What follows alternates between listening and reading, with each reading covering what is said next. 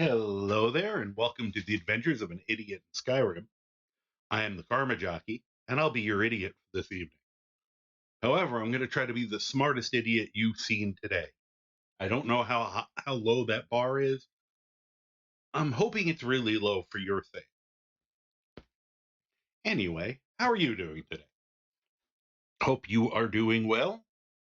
Um, we're going to have an interesting time today because, well, for a few reasons. Uh, one of which is I'm going to be flipping amongst a lot of different I'm going to be juggling a lot of dishes today. So that should be interesting. Hopefully, we won't continually come crashing down. You know, would really help if I could learn to hit just one button at a time on my mouse. I don't know why. I'm just kind of going like this with it right now. Yes, hi there. Zod, would you like to come up and say hi? Are we doing this early today? You're usually the shy one. He's not used to me starting this early. Hello. Put your head up because you're cute. There we go. Hi. This is Zod. He's usually the one you guys don't see. This mic in a little better position because it's so funny saying he's usually very friendly and he's usually the one who wants to hang out on top of me. But for some reason, when I stream, he's usually hiding. You can't see his head right now. He's doing the 180 thing while I'm petting him. But he's a tank. Come here. Ugh. Say hi to everybody. So good. We get to start out with a lot of cuteness today. So, well, okay, you can go down. He's like, oh crap, he's filming. So, sorry, I'm a few minutes behind schedule. I had some appointments and run some errands today, and got back in an okay time. But I had to clean up some additional mess from last night. So it's it happens. Hey, look, now we got Neil, and we won't have Hobo for the moment because she's still in solitary confinement for being a bad kitty. Don't eat the mic. I will probably let her out. We'll see if she starts screaming at me, in which case she'll go back in solitary for a while. Um, so, but anyway, I didn't think you guys wanted to sit here and watch me cram a Whopper Jr. down my maw. So, hence the few minutes behind schedule. But everything seems to be up and running. And we managed to get an early start. Probably when my ad is ready to run, I'm going to run and get some water because I pounded what was left of it. You know, fast food is salty. What are you doing? Hi. Yeah, I changed their feeding a little bit because I was running late. So he didn't get quite as much cuddle time as he normally does while he's eating. So I think this is I have to make it up to him now. So the beginning of my stream will be cat related. I'm sure everyone's gonna be horrified and hate that to the depth of their being. So, how are you doing? You doing okay? Anyway, we have a little something special tonight, hence the earlier start time. It has repeatedly come up with people here on Twitch. I follow a lot of wonderful creators, many of whom are first time or haven't spent tons of time on this game, and we usually you know uh, it's something that comes up a lot is about upgrading gear, upgrading spells, and one of the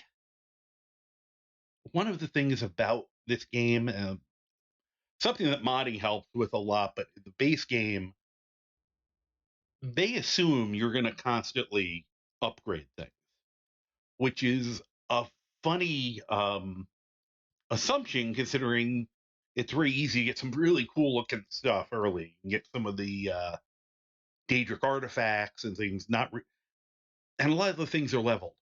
So they're not as powerful, but they don't level with you. And the novice spells don't get better as you go up in levels.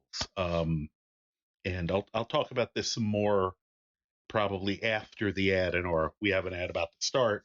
But so people start to struggle as they go up in levels as the enemies are leveling, challenges are leveling, but their gear and their spells, things they've kept at that novice level. That's kind of help give an idea of the easiest way to kind of go through and improve all of that. So we're going to have the ad start. So I'm going to take that minute, and try to run and get some water because I think I'm going to be parched tonight. Be right back. I do that perfectly.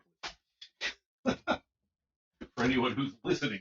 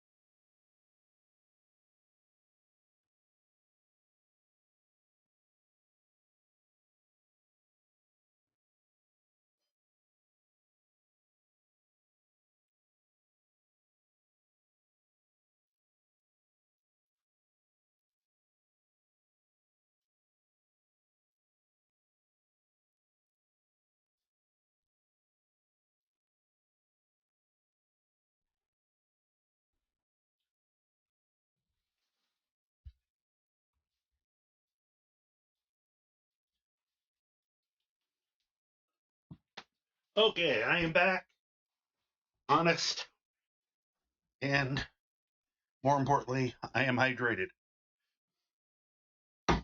or I will be. Let's get back. Oh, wow. I timed that. That was exactly 1 minute. Holy cripes. You'd think I know what I was doing. Okay, so, hi. Um, so, as I was just saying, the the game expects you to improve, but they don't really tell you that. You just start noticing you're having a harder and harder time. And the easiest way to catch up, keep up, stay ahead is to upgrade your spells and your gear, especially your gear, because your gear is going to be what helps you, even as a mage, it's going to help you cast more spells. If you're a fighter, it's going to help keep you alive and or do more damage. Thief can help you be sneakier. Whatever. And part of the almost broken thing about this game, but beautifully so, is you can make different gear for different situations. I know that can be sometimes be a pain to manage, but if you know you're going into a situation where you're probably going to be sneaking around a lot, you can make some gear to make yourself sneakier, or maybe give you a bonus to, picking those locks. But you can do just a few items, just rings or your foot gear. Um, I very regularly have different gear. Like my character generally carries around at least early levels. You know, a pair of boots that have cold resistance, a pair of boots that have fire resistance, and a pair of boots with stamina on them. So normally, if I'm just running around, I got the extra stamina. When that dragon swoops out of the sky, I see what it breathes on me, and then I put on the appropriate boots and give myself a little bit of protection.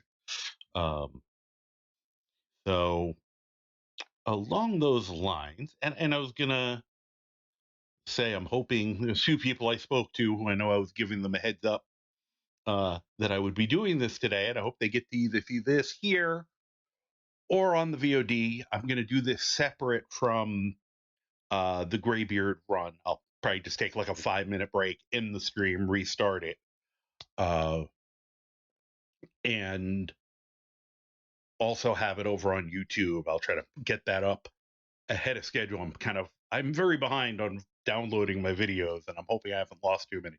But hey, no problem. As I said, right now I'm just kind of blathering and giving people time to get on. I know, a lot of people are probably surprised that I actually made it on, for me, on time, which is about 5 minutes late. So, hello, Liz.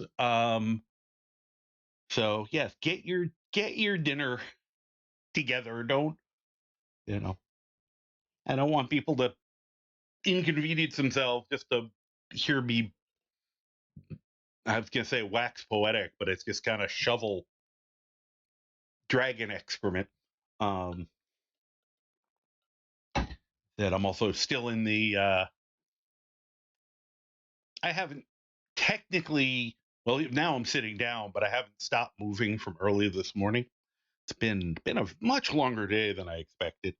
Um, got woken up by a early phone call with, I mean, potentially positive news, so it was good. But I had to do some scheduling around the phone call, and then I sent just a quick text to my family saying, "Hey, look, that happened."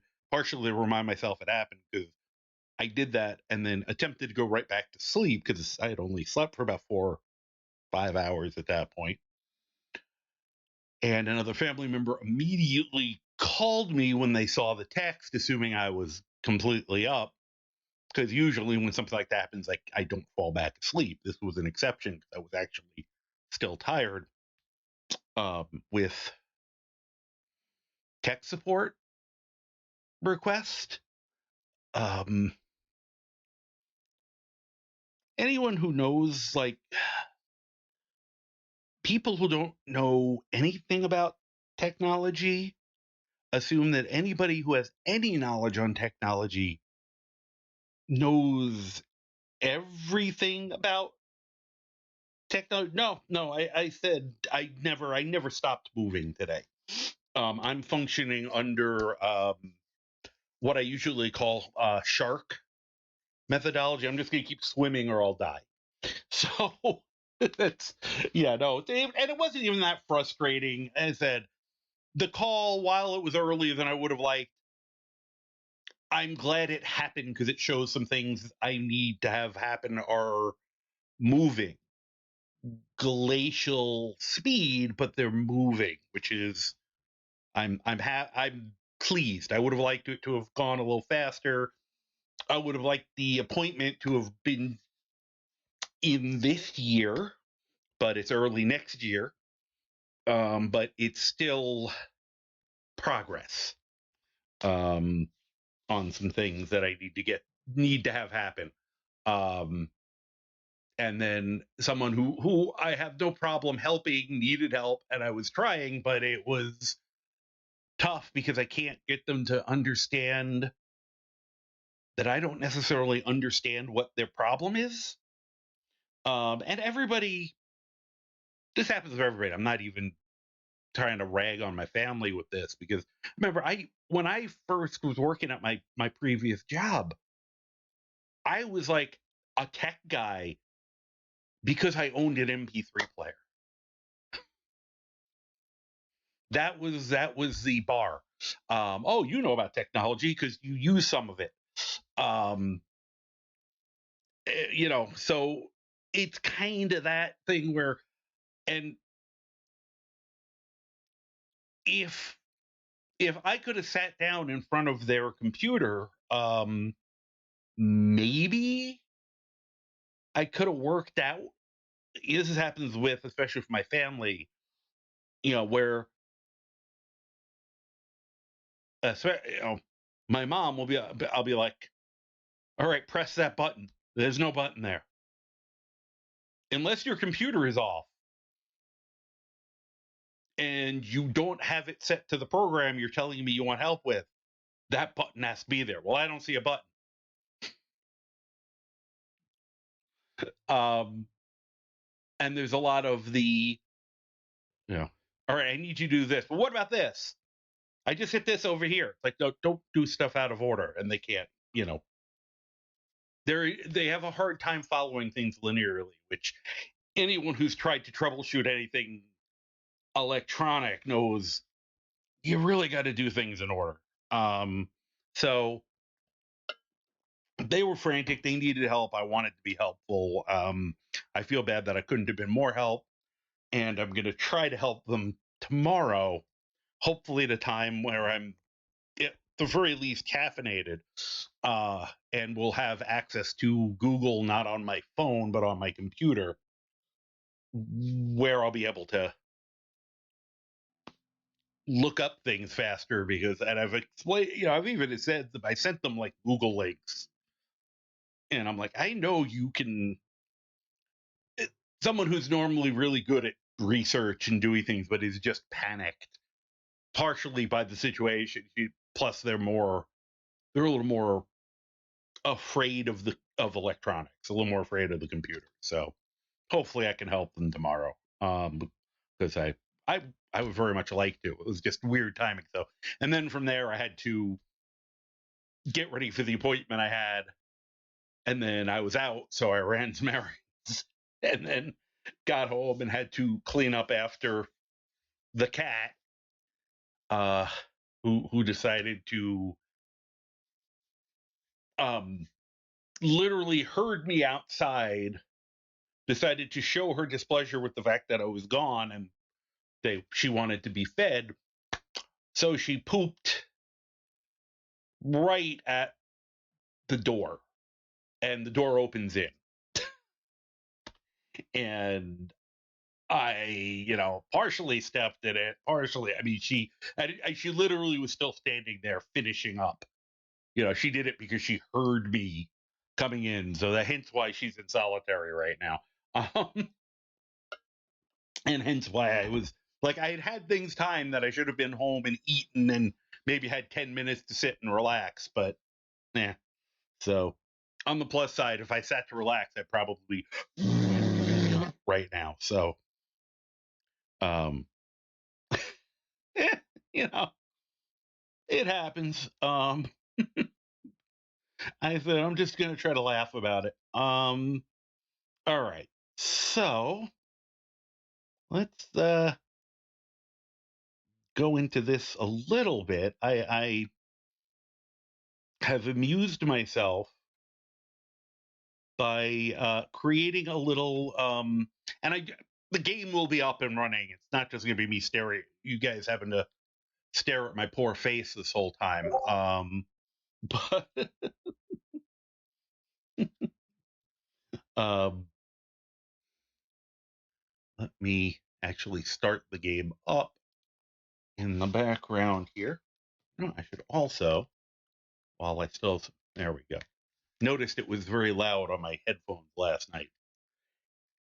Once Skyrim's running, you lose control of these kind of settings. It's very an odd thing what that game takes over on your computer. I think that's the reason why when people are doing the one computer setup and they scroll, it scrolls everything. I'm pretty sure that's Skyrim being Skyrim. Right, a little worrisome that I'm just getting it up. I'll probably switch between the two as we go. Yeah, the feature. It just works. All right. I think I got him saved. I was hoping to do a little more work on him uh in time for tonight. Oh, at least I got him home. That's good. I can introduce you to our test subject for the evening, who I've attempted to vanilla-ize a little bit. I'm going to try to keep this as close to vanilla appropriate as I can. I'll try to, when I notice something that is not matching up, I'll point it out. But we'll try to focus on doing it in the way that everybody hopefully will understand, and then with the addendum that if you're using mods, things may be different. Um, so let me oops, get us over there just so I can introduce our test subject. So we have Manuel the Holy Mustachioed, who I didn't mean to make him look like Hulk Hogan. That's funny. Just then that happens. But there you go. He for some reason, uh, he would look even more like Hulk Hogan if I'd given it. If I thought I was going for Hulk Hogan, I would have given. I know they have the long hair with the big bald area. I would have gone for that on purpose. It was until sometime later when he realized the blonde mustache really pulled him off.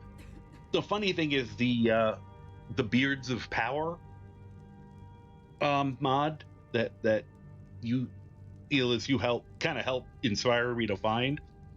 It has some mustaches that are even more epic than this. This is a vanilla mustache. So I'm almost tempted to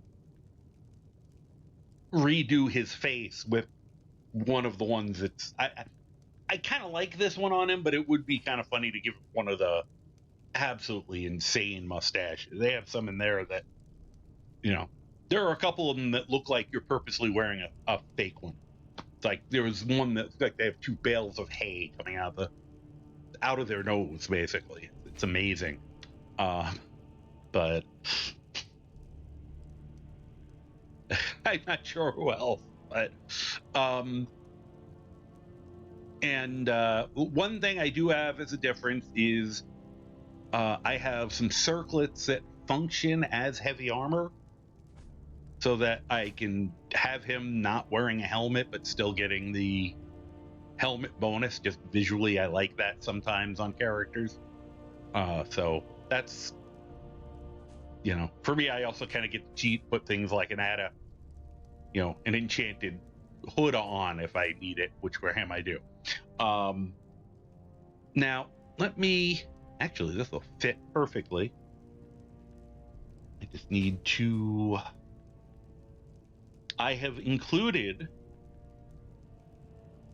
a. It's funny though, I can't see it on my real screen. Uh, Visual aid. I was tempted to try to make a PowerPoint, uh, but this was easier, and I'm lazy. Um, that's funny. That's a different color. Uh, is that visible and legible? Because I'm never sure what people.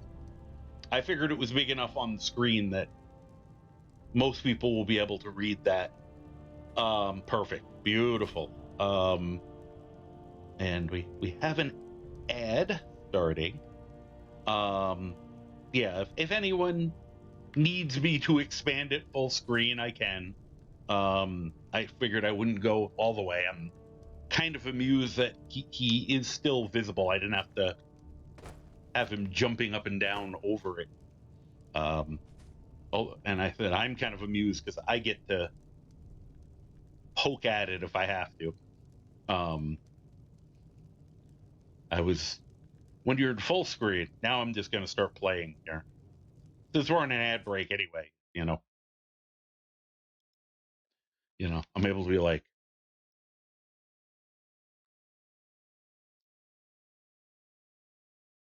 so if it wasn't obvious, I am easily amused. So making this little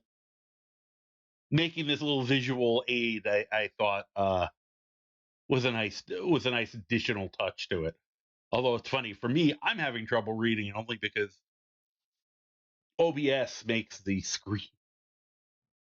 visual screen really small. So I'm gonna have trouble, but I wrote it, so hopefully I can remember what's on it. So yeah, so we have Gitting, Gudder Project Makeover. Your character needs a glow up, and these are the steps, the general steps that I think you can approach. So our first thing is, before you start, well, what do you want to do? Um, so oops, I just remembered I can make this. Yeah.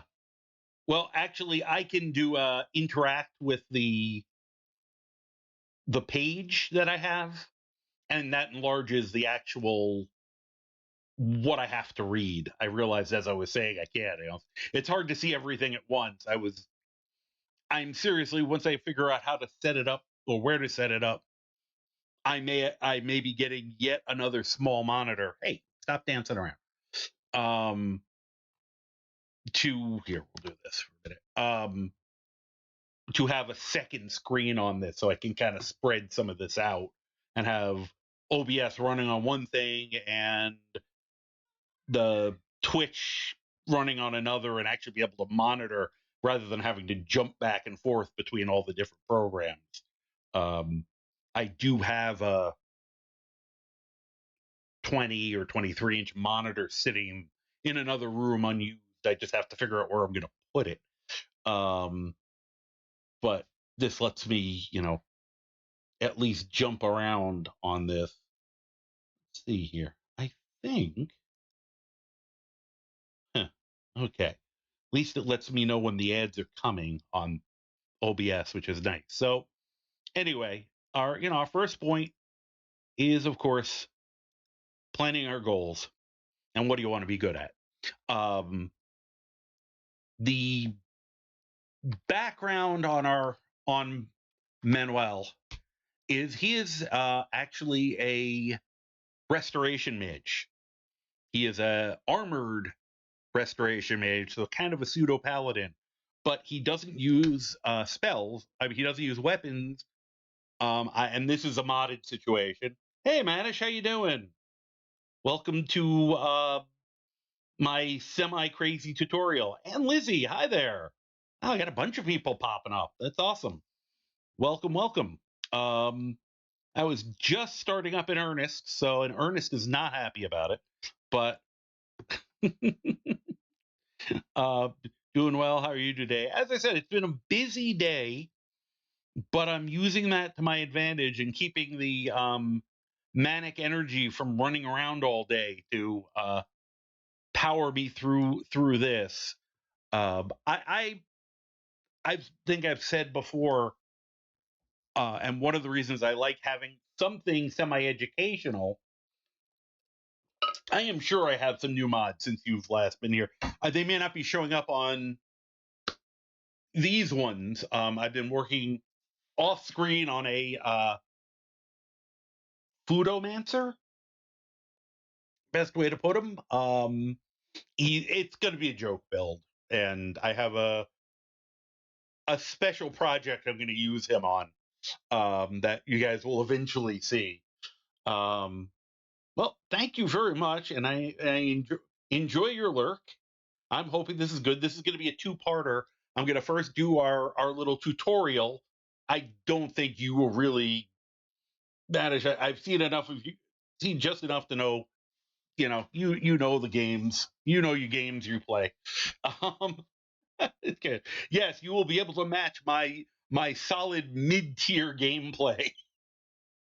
So, um, I have to write that in somewhere. I need to. I don't even remember who. I don't remember if that was on yours, Juan Eliz, or on Matt Brandel somewhere, but we were talking about something, and I was just like, "Yep, I gotta put somewhere in my thing is my brag of my solid mid-tier gameplay. But so yeah, doing the idea of people, upgrading your too busy mod. Uh, yep, that and that is medium level gameplay, high level fun is exactly my goal as well. I could not agree with you more, Manish.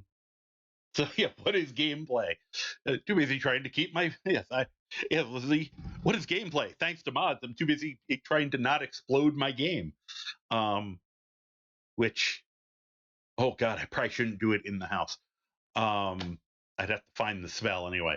I have a spell that summons a chicken now. It's unbound poultry, which was why I thought it'd be the foodomancer. And it summons what seems to be a normal chicken, but if someone gets violent with it, it explodes. And I didn't know how strong the explosion was. Oh wow, 2K, jeez.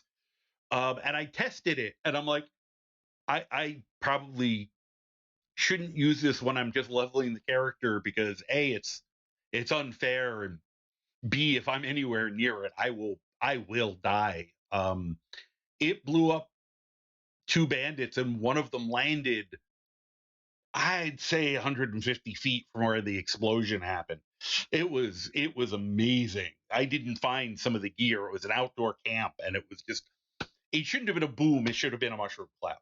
I could not believe just one explosion, two bandits dead. So it was it was amazing. And once again, it's on master. I mean, they should have been tougher than that, even at low level. But for the whole purpose of that gameplay is just really silly. So I don't mind it. I don't think it's a mod that will be getting much use in any real gameplay, but it will probably happen if I'm doing a skit or doing something stupid. Um, it's too bad. I think you can only summon one at a time.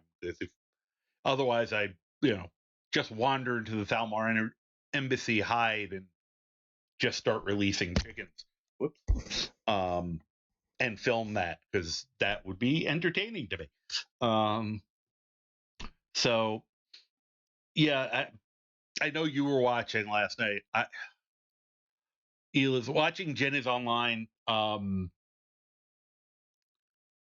Just panic her way through the Thalmor embassy was just so funny, And I said I normally, I mean, when I heard, I came in after she'd already talked to Malborn. So I didn't realize that she accidentally had not given him any gear. So I'm like, oh, cool, you're doing the challenge I've always wanted to do. And she's like, not on purpose. I was like, oh, God. Oh, man. It's like, normally I want to help people, but it was actually much funnier to watch her just panic. It just, um, so, okay. So back to our Manuel. So the mods is I do have modded spells, which is why I can do just his attack spells are based off restoration in addition to his healing. Um, and just so people know, his main thing is the modder makes actual touch spells, so they're hand to hand range and they do more damage, but all their spells are very balanced. I actually think all their other tier spells are actually rather well balanced with vanilla. I wonder what the heck. I don't have my headphones on, so I could see Lydia's lips are moving, but I don't know what she's talking about, which is common with Lydia. But um, so hence why he has got the heavy armor, but he's a mage. So as I said, for him the plan will be, and I'm kind of just doing a for the hell of it example, so it may not be what I would necessarily do if I was playing him, but he was a character I knew would work well for this example. Hi again. Are you going to keep headbutting my mic? Yes, you are. Yes. I know you found something that you know I don't want you to do. So you're going to be very lovey as you do it because you are a smart little pain. So, oh God, now I hit the mic. All right. Let me switch this. Once again, too many things on my screen, and even though it's a big laptop, it's not that big. All right, back to this. Back to here. At least I can sort of see what's going on. All right, let's close up that. Close that. All right. So, I said, step one, plan your goals. What do you want to be good at? So for him, the primary thing will be making sure he has, his restoration magic is as cheap as we can get away with. Secondarily, obviously, we want to give him good armor protection because that's what's helping to keep him alive. And you can kind of do a top 2 or top 3 items. But it's better to know what you want to do before you start anything else, obviously. So I think that's kind of hopefully that's kind of obvious. Let me do one thing here. It's going to be interesting trying to drive it while this is on, just because I'm still getting used to Sky UI. Okay. So little beefcake for everyone. But just to show his skills on him just quickly. So his restoration's up to 61, and he's got his up to adept restoration.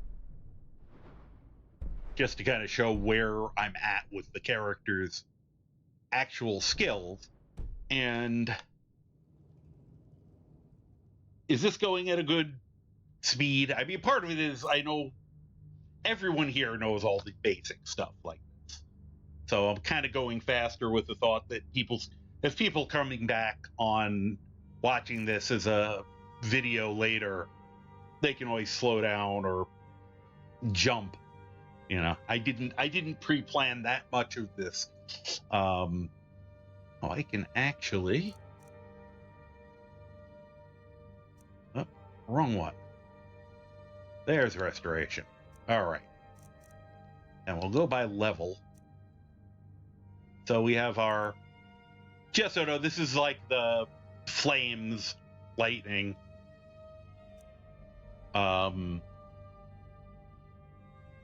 Let's see here. Pace is good. Yeah, and I figured I would as we go, but yeah, I can probably take that down. That's a good point. Kind of half forgot it was still up. Honestly. Okay, yeah, that's gonna be a lot easier if you guys can see the spell list. Yeah, so this is the equivalent to flames. And we just got some healing spells, the healing, and at this level, these things should be fairly cheap. I think I probably have something on still that's helping that I didn't. But then we're getting to, this is like Firebolt, and it's damaging.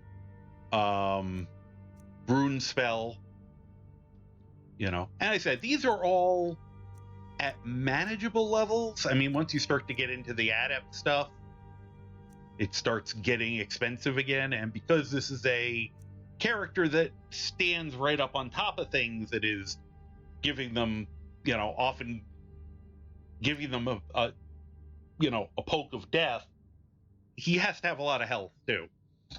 So he doesn't have like the unlimited magicka that you might with a more pure stand back build a mage would have. So, firing off something that's going to cost you 40 per shot, in the middle of a fight, he's going to get off 5 of them, if he's just standing around in his underwear. Here, do that. Make sure I don't hit anybody. Oh, cool. It's like, yeah, I can only get off one two-handed one, and then I'm out of magicka. So, that's a problem. If if he wasn't upgrading his gear, he would have a very hard time with that. So our goal is to get that to the point where we can zap along for a while. And I should really put some clothing on him. Pretty sure I kept a set of clothes specifically so that when we were doing the running around, I will be keeping his... here we go. Okay. And a pair of shoes. Give him a nice scarf. Of course, nothing I'm grabbing right now is enchanted, but there we go. That's nicer. So we're on another ad break, so I'll wait 1 minute and have some water.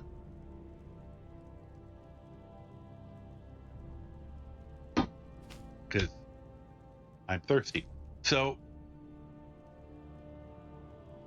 yeah, great random look. I'm sure I had some clothing that wasn't that filthy looking, but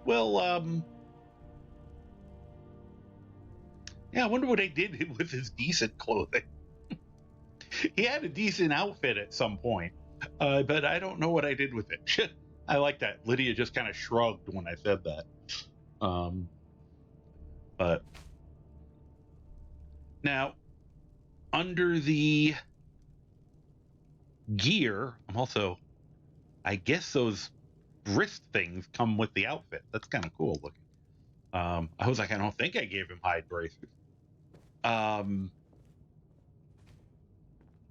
So, all right, good. So now I have, he has the Tundra Homestead, which just gives him access to alchemy, enchanting, of course, there's smithing outside. So at some point I'm gonna have to... Sorry, I'm listening to Zod is singing the song of his people in the other room. So, all right. Our next... Here, let me get the project thing back up for half a second. So we have his goals. His primary goal is to get his, restoration down. If we can do anything to improve armor, magicka, that's good. So that would kind of be my, my general list. And with all of these things, you can go as far or not. Everybody has their own idea of how to have fun with this game. So, move accordingly. So our next thing is get your materials, which is our shopping trip or mining, foraging, soul trapping time. We'll get that up. And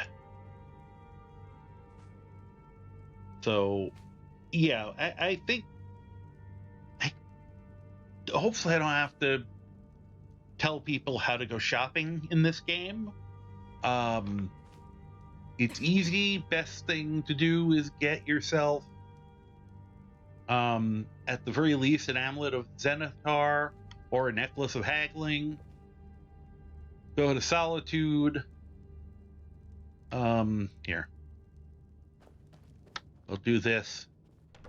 This is if if you don't have tons of money or are cheap. If you have tons of money, you don't care, don't do any of this. But especially for beginning characters who probably don't have as much. I was waiting for a dragon to attack me since I'm standing out here with his fly unzipped, basically.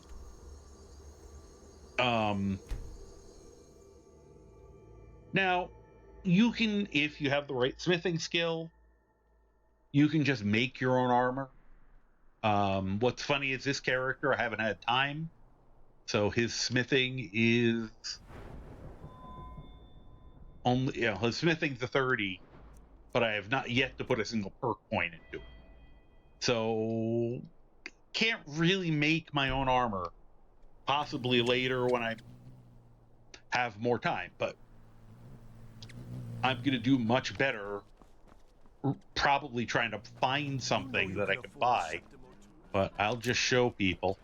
Wow, I do not run very fast. I think I'm used to some of my fast. I didn't design him to be fast, so it's difficult and he's sometimes kind of a... but a well-made arrow strikes forth like the fury of I know why he's not fast.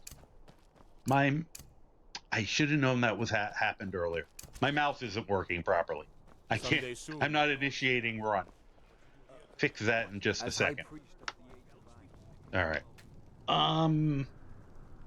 I knew when it loaded, it did a little thing that I've seen it do before. Give me one moment.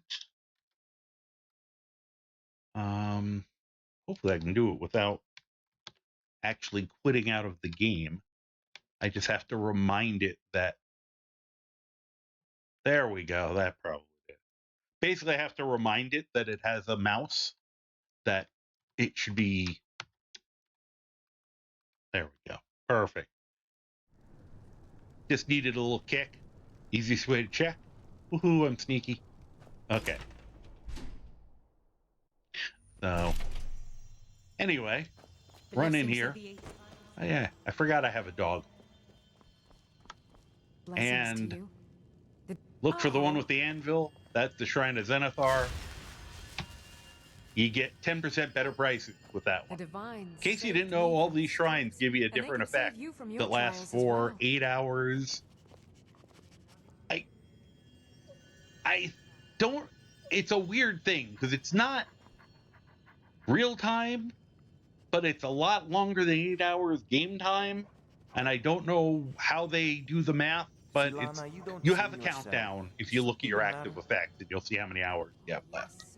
But Shrine of Mara gives you a reduction in the cost of your restoration spells. Julianos gives you a little magical, gives you extra magicka. Akatosh, well, for most people, in vanilla, it gives you, I think it's 10 or 25% magicka regeneration. Dibella gives you higher speechcraft. Kinnereth gives you extra stamina. Talos gives you faster shout recharge. Said Zenithar. Arcade gives you extra health. And Stendar gives you 10% more damage absorbed on block. So, and all of them will also cure you of diseases. So if you get bit by a skeever and get rock joint, go lick a shrine. And the shrines, just there's no reason not to, at least in base game. Need something? There's no reason not to hit a shrine if there's one available, because they give you some good, especially at low levels. 25 extra health or magicka makes a huge difference when you're starting out. You can go find a beggar. My divines bless you. Give them $1. Oh, thank you. And you get the gift of charity. Bless your kind Gift of charity is your speech is temporarily 10 points higher. Gives you better prices also. So now that you have 10% from Zenithar, the higher speech, and whatever, let me go find, or I have my barters, crabbers. So I have a 20% charm. So I now have 30% plus whatever my speech is to begin with, which now is 10 points higher. And I don't even know what his speech is, to be honest. Okay, so he'd normally have a 41, so now it's a 51. And speech 50. Merchant is a makes your life simpler button. You can sell any type of item to any merchant. That's really nice later in game when you just don't want to be bothered trying to find the stuff to sell off to who, when you can just run into any store and go, here, take my crap. Radiant Raiment is the place to go if you're looking for magical jewelry or clothing, like robes. Why, hello. Here to buy? If you have to ask the price. We'll ignore the fact that they're very rude. Customer. So if you're looking for magic robes and you don't want to go to the college, you can find those. You can also find regular clothing here that you might want to enchant. You won't find scarves unless you have a mod, but you can find blacksmith aprons and unenchanted robes and some other stuff. These come from Anniversary Edition. They have some pirate type clothing, boatswain and captain's clothing, which looks really neat. I like this for characters who don't wear armor and stuff. And there's some neat stuff with it, but they'll also have some jewelry, circlets and rings and stuff like that. So, you know, because one of the things is, once you decide where you're going and or what you're going to do, you have to make sure you have the enchantments to do it with. Now, I already have. Hello, Gluwak. How you doing? Said, welcome to our project makeover tutorial episode. Said, so let's, the shopping is to buy gear that you're going to wear if you can't make it, but you also want to make sure, like, if you don't have the enchantments, that's how you could go out and try to find them out in the wild, which is easy too. But if you can search around. If we were making a conjuration character, now in this instance, these circlets are like the most expensive piece, but you could buy a circlet of conjuration, disenchant, and then you'd have the enchantment to put on whatever else you need to put it on.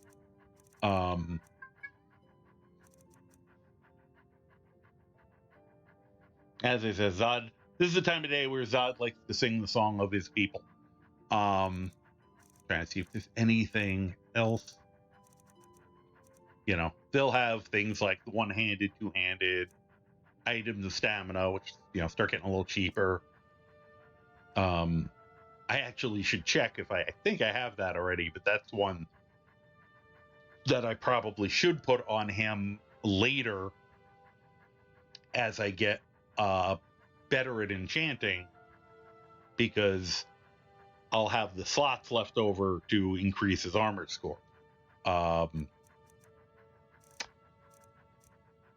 trying to remember if Nordic amulets and circlets are in the base game or not, or if they're AE Creation Club edition.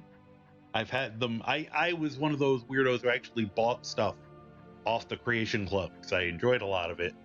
So sometimes I forget what things were pre and post AE because I may have already had some of them for a few years. Nordic amulets and Nordic rings are very useful if you have them. If you have AE edition, you'll have them, because that little chunk of metal in the center is Stalrim, and Stalrim, if you have a Stalrim item, frost-related enchantments are 25% stronger. So an amulet or ring, Nordic one, that's a great one to put frost resistance on, because it'll be a stronger one than it would be on a regular ring. And I'm just throwing out random things as I go, because I said I have a very base outline, and then I'm just going stream of consciousness here. But anyway, yeah, you can buy stuff like that here. That's why I said go to Solitude's a great place to go just for your shopping run. You can run next door to Bits and Pieces for. She'll also have enchanted gear. She will also potentially have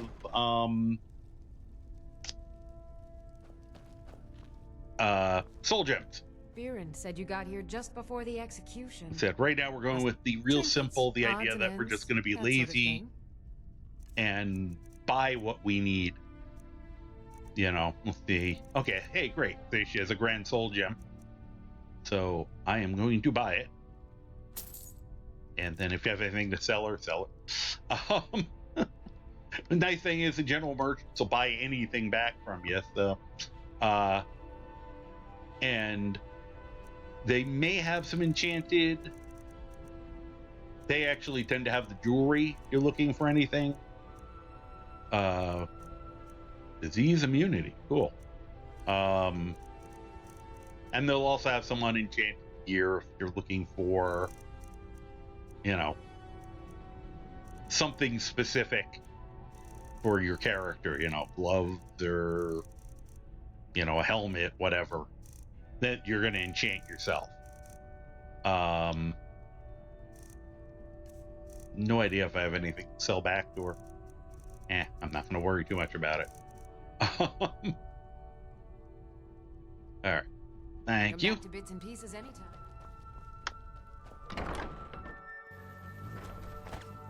There's we'll look at him in a minute. Potion dealers.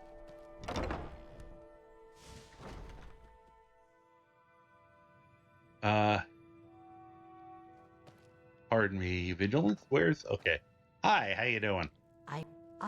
Welcome to take a I look. probably should be listening to what they're saying. It's a lot harder for me to make wise-ass comments when I don't hear what they're saying. Not impossible. So, probably the main thing you're looking for from them are Enchanter's Potion. Oh, Enchanter's Filter. Perfect. Generally, unless, and I'll show you how to do it yourself too, but if you haven't put a lot of points, eat perk points, or have a lot of enchanted alchemy gear, you're probably not gonna beat, 10% or so. So if you find something that's 15, especially the 20 or 25, they're worth grabbing. And you can go run around to all. They're usually only gonna have one on them, but you can buy a couple of them. The one thing that's nice about the potions they make versus the potions you make with enchanting, theirs last longer for some reason. The potions that you make yourself for 30 seconds, you're probably only going to make one enchanted item with that. Mind you, you can make a ton of them, those potions. The potions there last 60. I found if you go really fast, we got an ad break going. Go really fast, you can pull off 3. There's ways to go more, but that gets into crazy stuff. Hi. I did say you usually are shy. This is hilarious. Both of the boys are on either side of me. I'm sure the girl will be here too. I gotta let her out of solitary in a few minutes. I think the next commercial break, I'll run up and see how she's doing. It's kind of hard now because I've got an 18-pound lump laying in my lap, right? He's here. You can't see him because he's hunkered down, but that's funny. So if you're looking for ingredients, I have to look up what the other ones are. The easiest ingredients I find, gotta remember one of the Hagraven things that goes, but blue butterfly wing and snowberries, which are both cheap and both really easy to get, can be used to make enchanting potions. And I know there's a ton of other combinations, but that's the one I always remember. It's the blue butterflies are flying everywhere, and snowberries,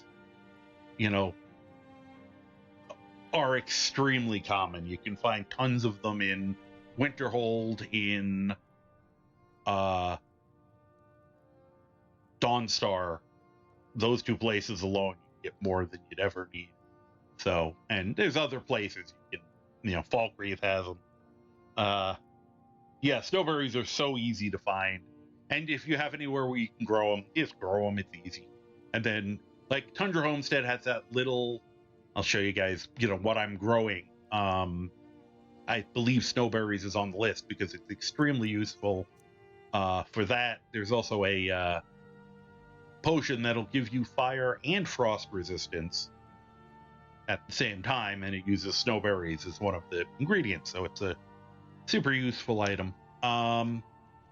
Okay, thank you. Don't forget me next time you. I already have. Who are you? Just kidding. So, and then just and you can go hit up everybody. This place has. You're the one casts Ew, those illusions. No, I'm not. Impressive. I cast like one illusion. Why are you tanning with a broom, Baron? Got a little work if you're interested, traveler. He wants to supplant Yorling Yuriman as the greatest blacksmith in Skyrim. Apparently, he thinks a broom's gonna put him over the edge. Seems there's no end to the needs of the Imperials. Okay. But what can I help you with? What about my needs? All right. What do you got for sale? The finest weapons and armor. And once again, it's just unless you have a high smithing with the perks put in, you're probably gonna have an easier time to just buy or find. If you know in advance and you're out adventuring, just remember to keep something. If you find something that has the enchantment you're looking for, you want a fear bow. Whoop! Oh, I'm sorry. I forgot I'm not used to him being there anymore. I must just used his head as an armrest. Not that he minded. You can just do the advantage of that is you don't have to worry about enchanting it. The main advantage of buying one and enchanting it yourself is you can improve the item before you enchant it. So, because you can improve things even though if you don't have perk up in it, you just can't improve it as much. But you still can make things better. You can make a dragon. If you find a dragon bone mace, you can still make it you can still improve its damage. You just can't improve it as much as if you had the perk point. So it still pays to do it. Trying to think. I have tons of weird weapons because of mods. But I think we know, I don't use weapons, but if I did, yeah, I'd find, he has one weapon he uses just for when he's on horseback, but since in vanilla, you can't cast spells on horseback. Apparently, I have a mod that sometimes works. So let's see here. And if people have questions while I'm going, I am trying to remember to look over and check my chat periodically. Let's see here. All right. If you're looking for your character with a shield, that shield probably would be worth just buying if you don't have something better. Suppression usually is a fairly strong one. And it's magic resistant, so it covers everything to an extent. But I don't do that. Great. Iron plate. We'll grab, for now, for him, we'll grab a steel helmet just for the example of it. And, and of course, if you're improving anything, make sure you get, and I'm going with super lazy. You can also just go out with your pickaxe and mine some steel, some iron, and mine some corundum, and you can take both of those ores and you can make steel. You can go hunt some wolves You know, if you save their pelts, you got tons of leather. So you don't necessarily have to buy stuff. But if you just can't be arsed to go out looking for it, making it, you can just buy some. Or, you know, you could... Return anytime you need arms or armor. Thanks. My forge. You know. Or, you know, you could run in here, you know, make sure nobody's looking and just start taking all the, you know, iron and silver, and I think there's some steel up here. He's a paladin type, so he's not going to do that. But, you know, if you were the type who was into that sort of thing, you know, quick way to get some gear as long as no one catches. I actually don't do it as often. You're asking how often I normally upgrade. I tend to forget to do it. I'm guilty of that as much as anyone else. That's why it stands out more sometimes. And you know, I kind of put it under the as you need to. If you find a bunch of new spells and you're noticing you're eating through magicka too fast, it's probably time to at least... And you can also do it a piece at a time. You find a neat piece of armor or a neat weapon or whatever, or just an enchantment that would be neat. Just do the one piece, which is probably easier unless you're into... No lollygag. I'm dilly-dallying. It's completely different. That made him turn around. Apparently, he'd never heard that before. Whee! Hummingbird.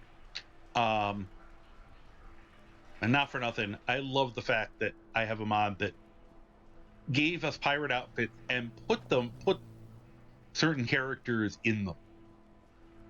I think he looks hilarious dressed as a pirate. So anyway, not sus at all. So, you know, it is partially just depends on your play style and what you think is good. If you notice that you're struggling, it's probably time to look at it. One thing I'm gonna do, and it also depends on how you feel about grinding. Hey, look, free potion on the floor.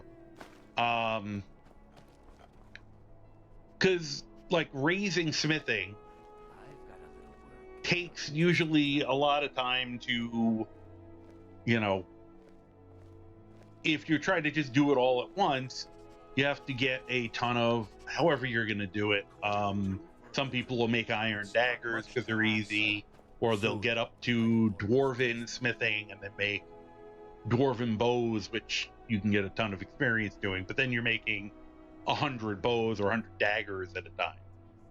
Or you can go more slowly and naturally and just be using it to upgrade your gear, in which case you're going to upgrade your gear more often because you're going to want to get your XP up, your and your people's gear. You know, I have probably the next time I'm doing a more closer to normal run, one of the things I'm going to do to keep myself from, you know, to control my power creep is either I'm going to be doing no enchanting, you know, and alchemy, but I think more apt, I'm going to do no grinding. So I can only make what I'm using. Can't sit there and make the enormously expensive alchemy potion that gives you 1 to 2 levels of alchemy at a time, and then turn around and just sell it just to get my alchemy up. I gotta make potions I'm gonna use, and the same thing with this, and I'll have to work on things more often just to get my leveling up. So I do it less often than not because I tend to do it all at once, which is more work, and then I go, oh, I don't do it right. That's why I usually don't do all this on screen. It's also partially because that way you guys don't watch me run back and forth from my house to wherever 45 times because I keep going in ADHD squirrel mode and forgetting to buy that soul gem I needed. So, you know, and once again, soul gems, you can buy them. You can get them adventuring. If you get empty ones, you can soul trap things. The larger the soul... Ah, look. Butterflies. There's a blue one. Which seem to be a little more common than the monarchs, which is good for our purposes. You know, you can... once again, you don't have to do this. Depends on what, you know... Where is it? Of course, I picked the hardest one to find for me. There it is. Why, look. A chest. Let's see. Why, look. It has a soul gem in it. It doesn't have a lot of soul gems. But, you know, and I only do this... I don't rip all their stuff off. You know, these are the... for those who don't know... Bethesda, I have no idea what I just took there. I was trying to get out of it. Bethesda was a little lazy on where they place the merchant's chests for the Khajiit. And there's at least there are three I know of. Dawnstar is the one most people know about.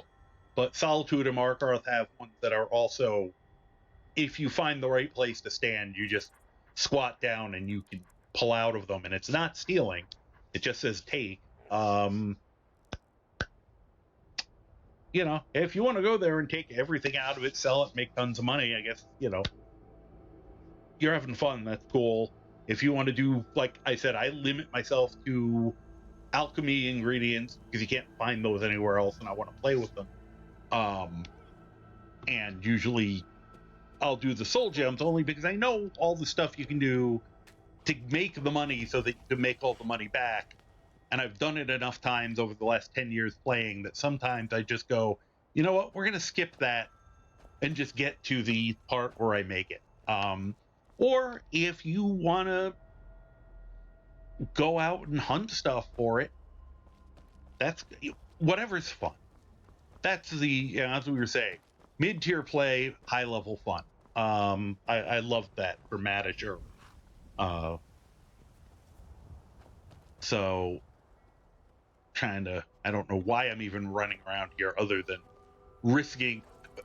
me daring the universe to attack since I'm just running around in clothing.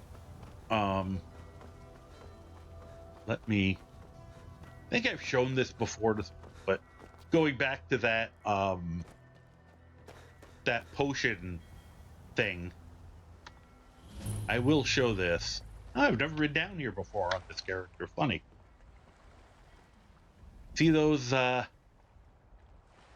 salmon sitting out there? If you unrelenting force them,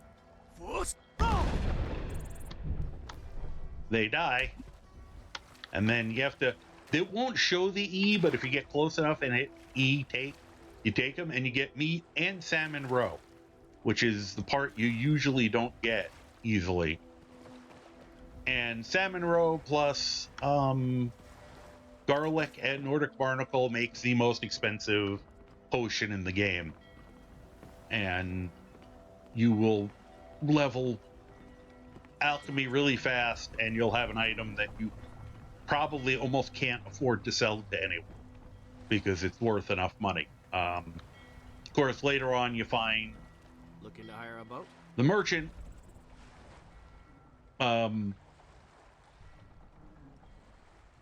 Sorry, I'm trying to figure out what's swimming over there. I can't see if that's a fish or a rabbit. That's a fish. Okay. I was about to jump in the water and look at the aqua rabbit. You make 2 or 3 of those, go train with somebody who's also a merchant. And if you have the merchant perk, those fish are doing it wrong. You are fishing it incorrectly, fish. You are not supposed to fish that high above the water. Stop it. They were abominations and needed to be stopped.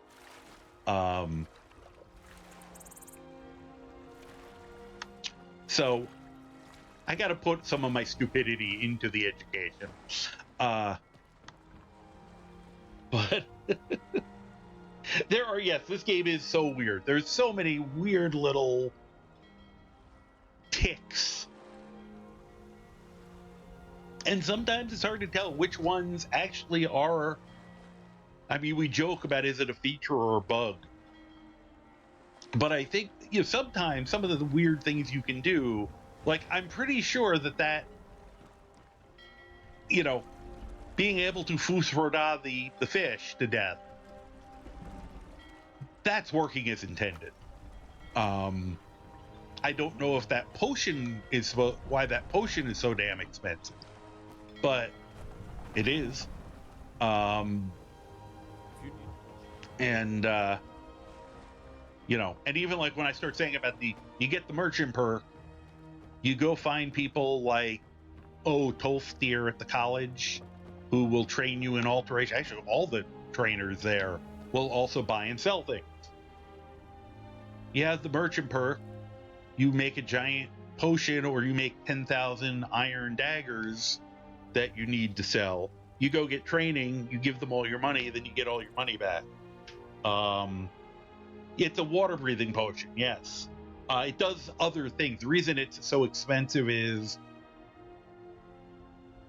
something it has to do with the fact that they coded something weirdly, so that I think it's one of the things is reversed, one of the values. But the more effects a potion has, the more valuable it is, and the more related, the more XP it gives you. And that gives you something like, and hello, Bob. Thank you. Good point.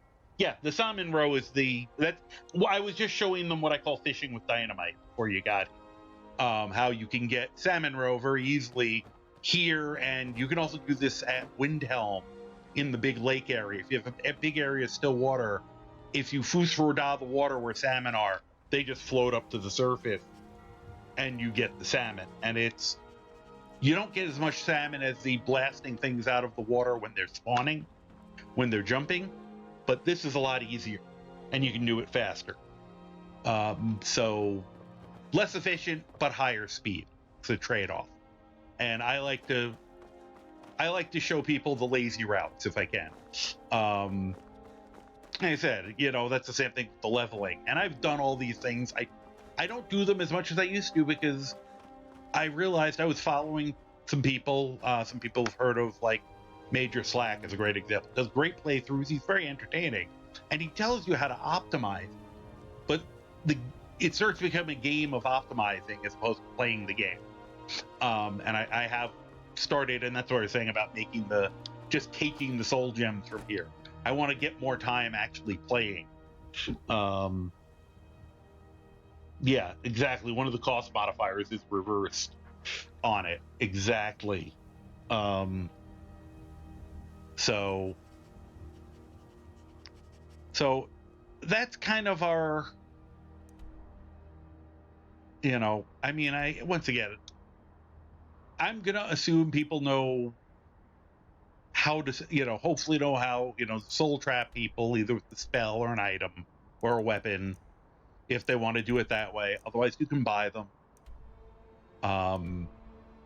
Smithing, same thing. And you can go to Whiterun. There's a bunch of different places you can buy armored weapons from. Riften is great for general merchants. There's advantages to all the places in terms of, so you can go shopping wherever you prefer. Solitude is just a good starting point because you can hit that the Zenithar statue or shrine immediately. So people can see. Yeah, I said Snowberry, Dragon's Tongue are two of my. I always have it. Blisterwort, because Blisterwort and Glowing Mushroom can be used to make a smithing potion. Yeah, exactly. It was somehow set. I think they probably meant to make it 1.5 and they made it 15. Exactly. Oh, that's fine. You know, you can definitely come and go if you have any comments or, you know, things like this are good additions, you know, even saying, why is this like this? And, you know, sometimes it's the conversation of, did they do it on purpose? Did they not? Why didn't they fix it? I said this recently. One of my favorite stories um, is that, you know, the Giants launching you into space was a bug. They weren't supposed to do that. It wasn't supposed to do that to you. And apparently, early on in the game, Bethesda actually did patch it. They fixed it. And oh, I know you're just ignoring me, Bob. I know you just don't want to talk to me.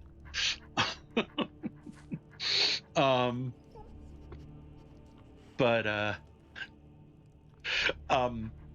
people complained, so they put it back in.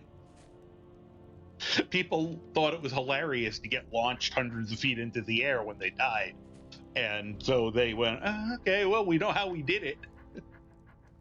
And I love the fact that they actually, there's something the admirable about the fact that they were willing to put it back.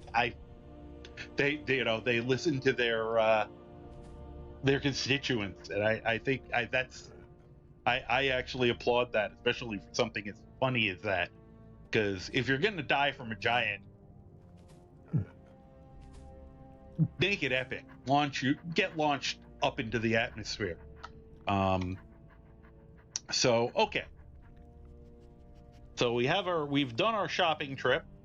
I, you know, did the shorter version. And once again, these are things you can just stock things up over time. You're out adventuring, you know, you go out on your murder hoboing, and the merchant bucket trick, is that the getting through walls, or is that the one where you fly up over the wall? I know there's a way to fly using a bucket. I've never actually tried it. I know about it, but that's just not one I've ever actually tried to do. I understand the concept, though. I'm actually surprised I haven't tried to. Though it probably has something to do with the fact that if I really wanted to go high in the air, I could use, you know, turn collision off and just run. Oh, that bucket thing. Oh yeah, no, that one I usually just do it to be annoying. The putting a bucket on someone's head and they can't see you, so you can rob them. Yes, I'm one of those people who would have put the bucket on their head regardless, just because I think it's funny to walk over and put a bucket or kettle over someone's head. I will do it often to, you know, Bassy Anus over in Iverstead when he's sitting there. He goes, "You don't look like a pilgrim," and I put a kettle over his head and go, "How do you know what I look like?" But you know, that's just me. But I thought you were talking about the flying bucket, which is another fun one. So yeah. Anyway, with this, you can. That thing, if you plan ahead a little bit, you don't have to do these like long, monotonous shopping runs. You can just keep an eye out for things as you go, or you know, you beat up that bandit chief and he happens to have a really cool set of boots. You know, bring them home. You know, save them for later. That's honestly, that's one of the reasons I like this house. Lots of storage. I throw stuff that I might be using later. You know, either because I'm going to use it. I guess at one point I was thinking about giving somebody a crossbow. But you know, I will save things that I know I'm going to make use of, or I'm going to use for enchanting, to, you know, make enchanted gear, and I just save it for later.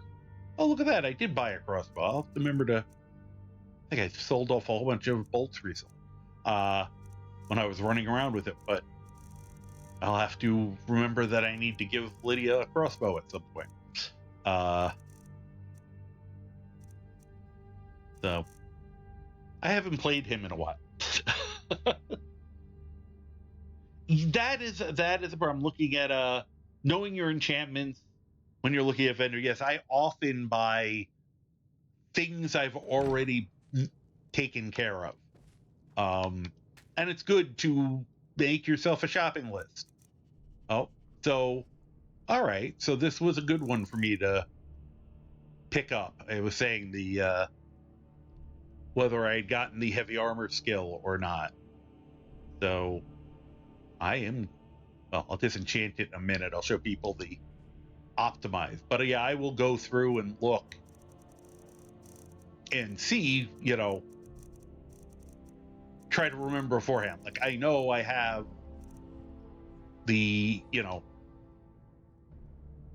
Fortify Restoration and Magic Regen. Now mine, because of mods, work a little differently on these, works better. But that's usually the one you can just put on your body, and it's only on vanilla, it's kind of busted. It only gives you the 10% Magic Regen. It was supposed to go higher. So usually you're better off just finding the Fortify of the individual thing and just getting the higher number, because you're like, I'm gonna get 20% base reduction with that, as opposed to, well, I can't tell you what the vanilla number would be, but I think probably be like 14%. I said I have something that kind of fixed it and probably goes overboard. But yeah, it's making sure you have, for me, I know I'd wanted Fortify Magicka, probably Stamina, heavy armor, possibly, although that's probably going to get used more later. The resist fire, resist frost is always good to have. Resist magic. Oh, it's funny. I don't have resist shock yet. I'll have to remember that. Keep that in mind. Now, let's see here.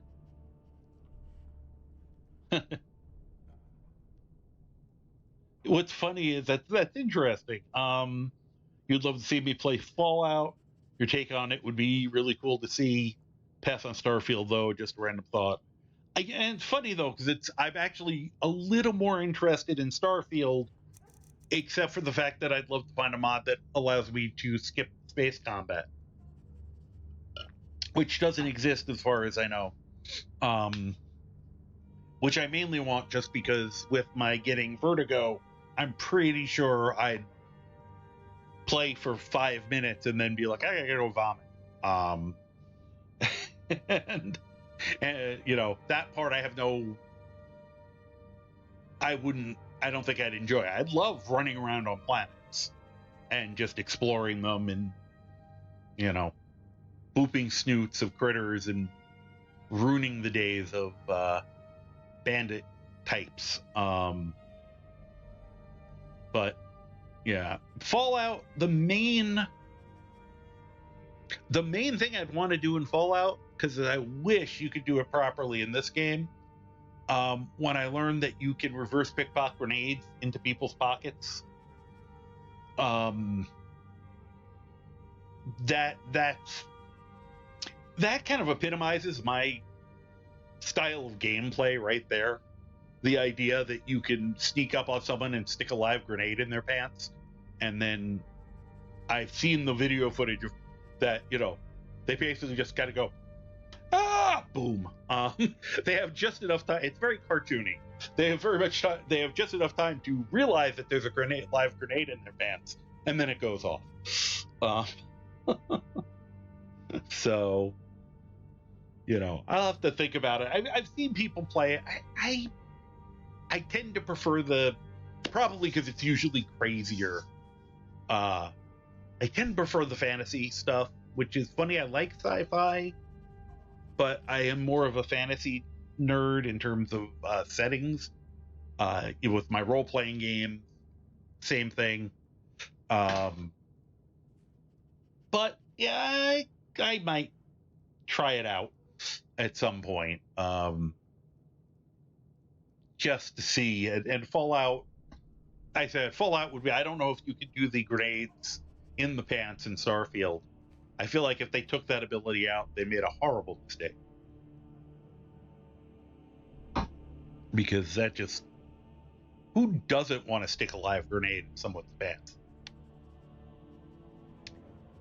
I think I got to learn how to do that quote thing that, Liz, you have, because I feel like that one was probably one that should have been quoted. They come out of my mouth, and then I realize what I just said out loud, and yeah. Anyway, so yeah, part of your planning trip is seeing what, like, I believe, with possible exception of the Fortify Shock, I have everything I need. I gotta sit down and learn about some of the bots. I have Stream Elements. It just tends to not behave a lot for me, but I need to go and sit down and have a chat with it and convince it to do what it's supposed to do. You are being incredibly good. Sorry, the fact that Neil's just quietly sleeping next to me, though, he tends to be the good boy. He's a sweet kid. Which reminds me, I have not been paying really good attention because I'm on to control my little things here. I've been not on the proper controls. Okay. Our ad is starting very soon. When our ad starts, I'm going to run away for a minute to let my poor girl out. She, as I said, she kind of got locked in solitaire for a little, but I didn't mean for it to be as long as this. I will be right back. So I will be right back in 1 second, because even my upstairs isn't that far away. It's a small house. Not knock anything over today. Yesterday.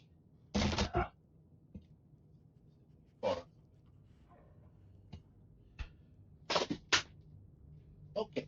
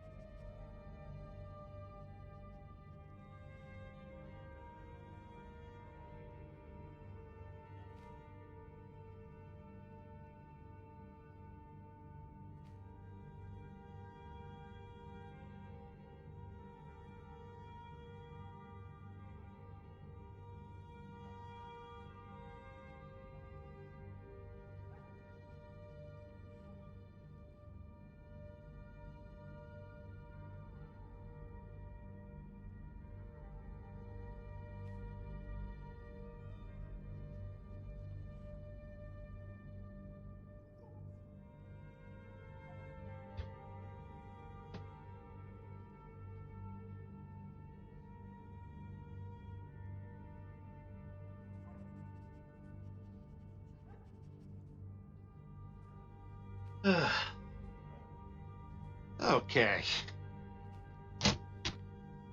Sorry, I had to.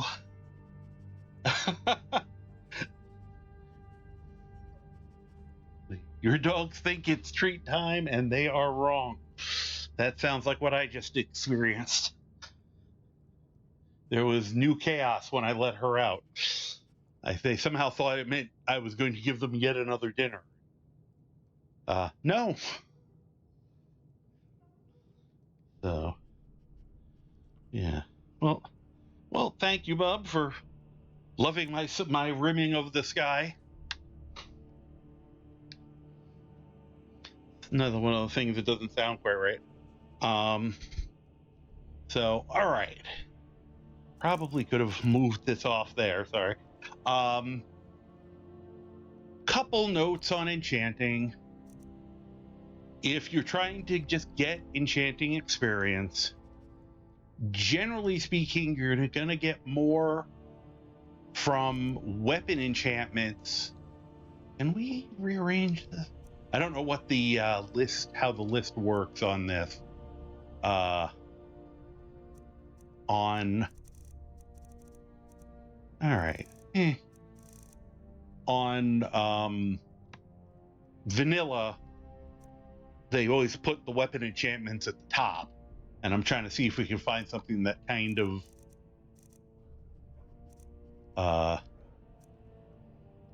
matches that, but doesn't really. Here. Nope, I don't have a weapon to show it to. Okay. But you normally, you're gonna get the most money back and the most experience from weapon enchantments. The best one in the game is Banish. If it says that the weapon, it'll be an extremely expensive weapon that says it has the ability to banish or return Daedra of a certain level back. That is the one that you can enchant, and they're very powerful in terms of how much experience they give you, and they tend to be worth a lot of money when you make them. Absorb health is a fairly good one. Paralysis is, I think, the second best in the game, and with absorb health being just behind that. The early game, you will find turn undead or stamina damage are the ones you'd use. For non-weapon, actually water breathing and muffle are really nice, only because they function at the same level regardless of what kind of soul gem you use.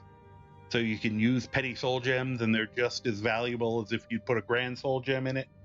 So it's a good way to conserve your really good soul gems. The larger the soul gem, the more powerful the effect is, or the more charges your weapon will have when you make it. So keep that in mind. Generally speaking, and this is my personal preference, I use lesser and petty soul gems to enchant things that if I'm just enchanting for experience and then selling or getting rid of. And I tend to use common soul gems for recharging things. And then the greater and grand are what I use to make weapons and other items. Your mileage may vary. I mean, I've been known to use a common for something, especially once again, it's like something like a water breathing or something you don't need a strong effect for. Or sometimes you're just trying to make something to make some experience and you're going to give it to your follower, but you don't care that much. You can use a common. But depends on how much you want to help keep your follower protected. If it's Sven, I'm sorry to the people who actually like Sven. So that's all of this is these things. I'm doing them on roller skates. Yeah, you do it through training, and that's fine. With Bob, for me, I tend to, with a few exceptions, not do a lot of training with the crafting ones, only because the crafting tends to be easy enough. I will do, since Arcadia is a potion maker and a merchant and a trainer, I tend to make use of her because you can just make a bunch of potions, sell them back to her, and get more training. It's a very quick way to power level at low level. If you wanted to do that, you can very quickly get your training up on alchemy very quickly. And alchemy is borderline broken. If all the crafting skills are potentially horrendously powerful in this game, even in just using vanilla methods, I would say alchemy is probably the one that you get the most effect out of the most quickly. So use train or just enchant a bunch of rings. Yeah, rings are another way to do it. For me personally, smithing, I do tend to do jewelry. It's just personal preference. I don't think it's necessarily the most efficient, but I like making the jewelry, and then I sell some of it, and then I save some of it for my character when I'm doing like what we're doing now. And then I can be all funny about it and go, what set are we gonna wear for this? Oh, I'll do the gold ruby rings and necklace for my sneaking stuff or whatever it is. So I tend to have a little fun with that.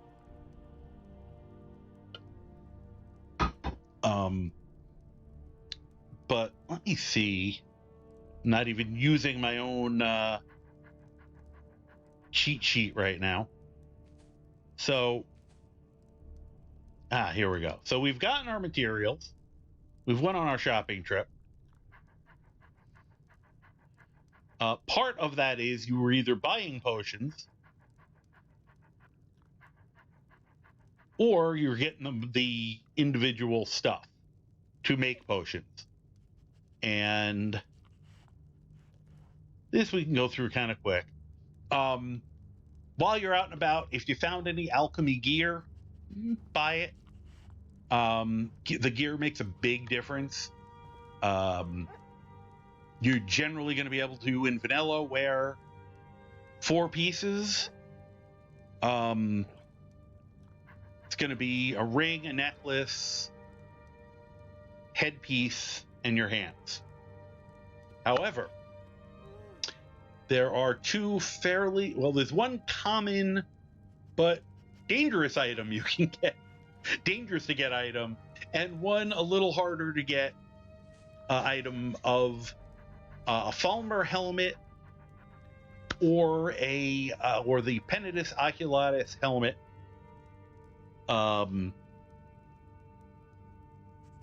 The things about those are you can wear those and still wear a circlet at the same time. So you can make a circlet with alchemy, enchant a Falmer helmet with alchemy. And this is in vanilla, so it's not, and I really don't think it's an exploit. I feel like, I don't know. There may be a few other things where you can get away with doing this with them, but I can do it with some other stuff because of some of the mods I have that expanded that, like wearing a hood and a circlet at the same time. For me personally, I found out I can do it with Forsworn. Wrong satchel.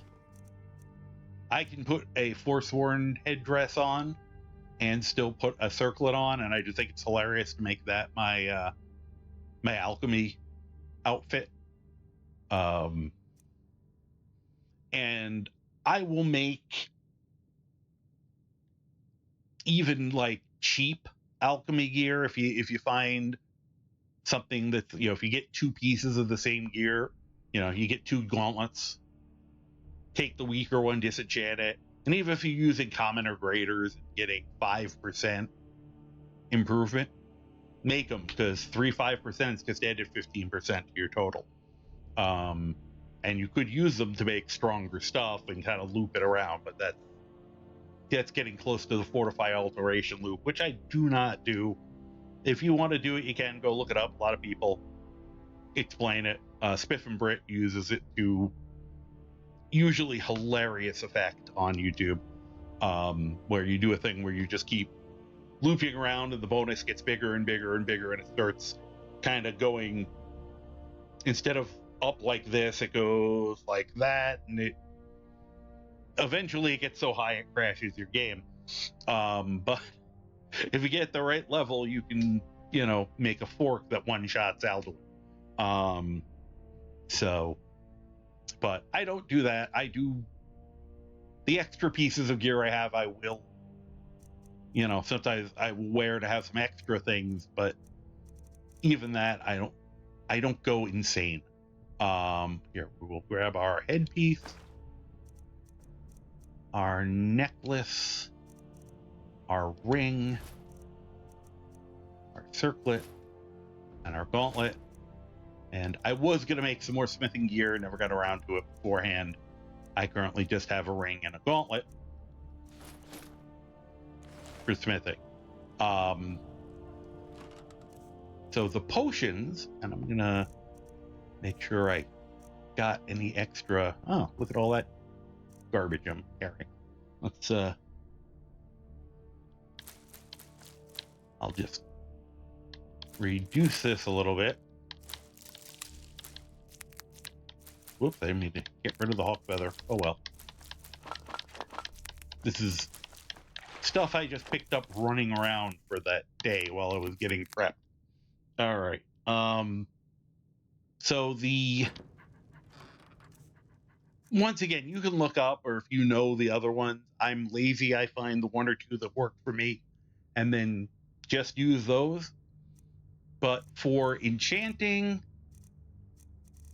I use blue butterfly wing. Gonna randomly grab some and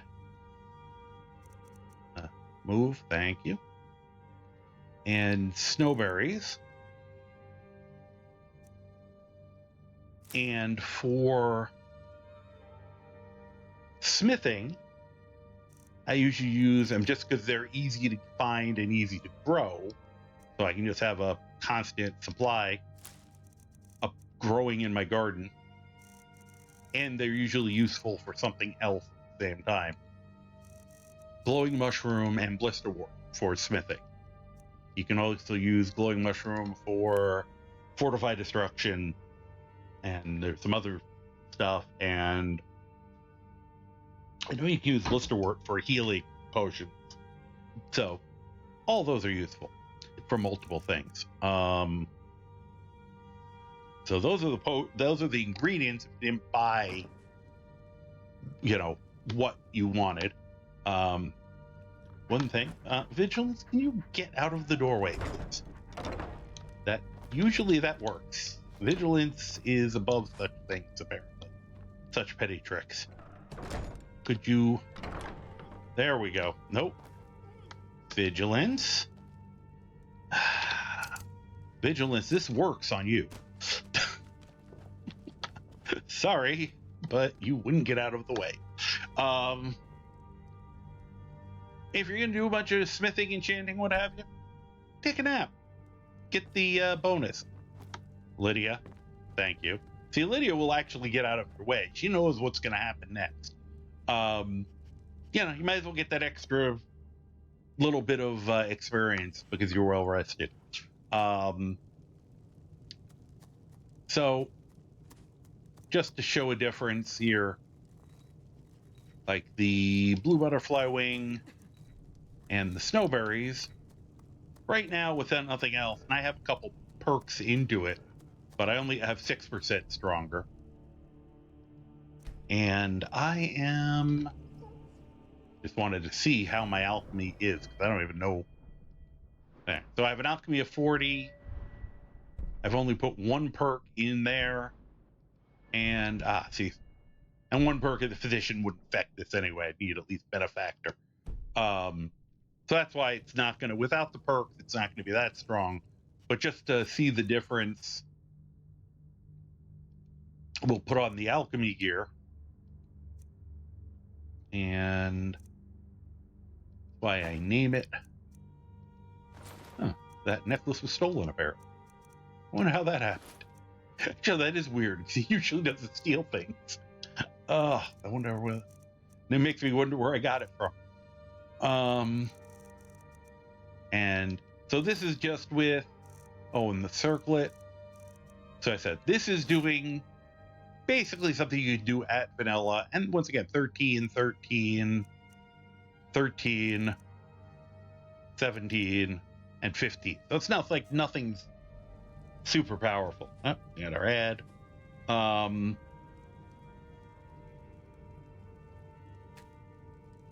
And we go from 6. This is just theory crafting. So it went up from 6 to 10. So it's significant, even those small amounts. Now, for us, we found potions that were stronger, so probably would pay. But if you had a higher alchemy, you probably get things in the 15 to 20 range. That's worth it. Now, this will be stronger, but blisterwork, glowing mushrooms, it'll be a 40% improvement. Which smithing, the math is odd. If I just take one of these potions and drink it, it really will have almost no effect. If I have smithing gear and drink the potion, it'll probably have an effect. I'm not sure how the numbers work on that. But I've noticed it's a lot. I don't know. It's a lot easier to improve smithing gear plus. It's harder to inflate enchanting or inflate alchemy than it is to inflate smithing. So I tend to put lower priority on getting my smithing up high. I've done it on characters and it's still very effective. You can, without even doing anything cheatsy, you can take extremely crappy armor and still get yourself up to the, up to the armor cap without, just with base game alchemy and enchanting and smithing, on some combination. You don't really have to, do the loops or anything to get some fairly strong effects. Especially when you start combining the 3. So I'm gonna make one of these just here. What we'll do. Sorry, brain is not. I'm finally realizing I'm not moving, so I'll just make one of these. Yeah, make 2 of them for the moment, and I am gonna make, just for fun, a fortify, partially just to show the difference between the 2, between the potion you buy and the potion you make. That's strange.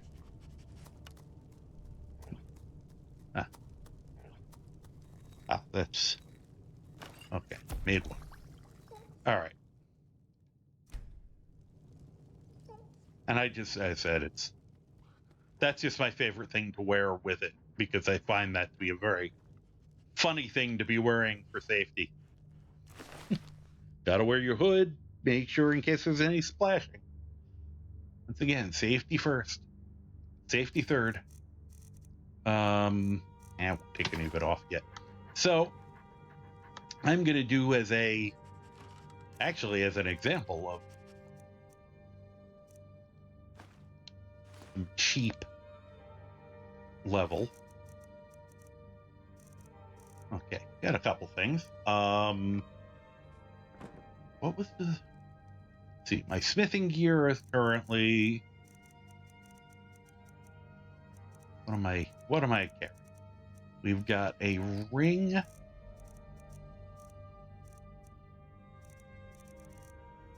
I'm carrying way too much junk. Ring of Minor Smithing.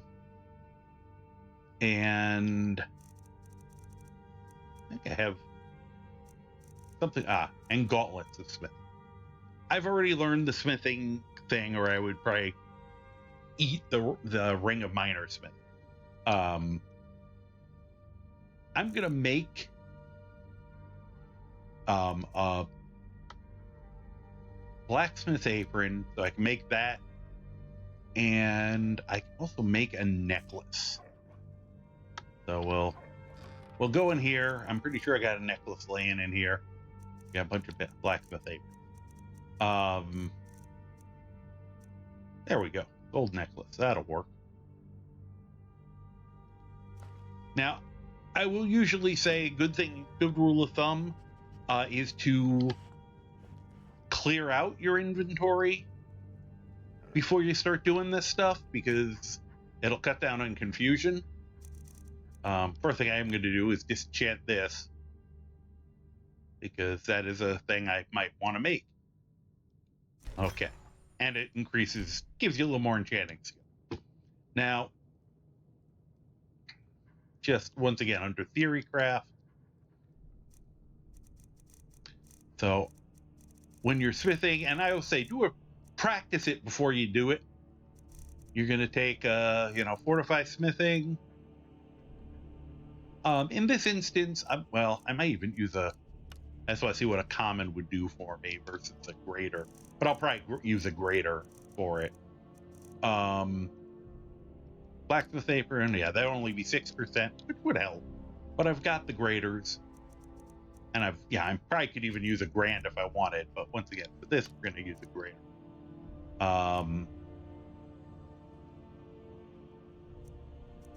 And once again, all right, so that'll give me a 13%, which isn't bad, especially since we'll have 2 of those that we'll make. But before now, 13% might go up to 14, hopefully, even with that lesser potion we made. So you have everything you need. You have it all set up. You can find it quick. Go to your potions. Now I will show you. Enchantress filter lasts 60 seconds. Fortify enchanting is only 30. And that means I've found that it's really hard to get more than 1 enchanted item out of the 30 seconds. The 60 seconds, if you're really fast, you can probably get 3. You could use a slow time shout to buy a second or 2 if you have it, but I don't have it, so I'm gonna just do this just to see if the 10% actually helps. And it might. We're close, but you got to move fast. Jump in there real quick. You wanna Raider Soul Gem, Fortify Smithing. That's still only 13%. Blacksmith Apron. And you can change the name if you want. Sometimes it's just easier to blacksmith. 13% better. Enchant. So, got us up to 72. I'm actually gonna make one more of those potions. Just you hit a certain point where it will actually make a difference. And sometimes it's just good to do it just to get the experience. If I was using more, if I had it up to 15% or so, it probably would help more. And that's the one thing is doing this tends to get a little repetitive if you're trying to do a whole suit. So sometimes it's better to just do it a piece at a time. As you think of things, but you get a rhythm as you're going. That I'm actually, if anything, get slowed down a little bit by getting used to a new UI. So, and when you hit F, you can rename it so I can call it blacksmith gold necklace, so that when you're looking for them to put them on,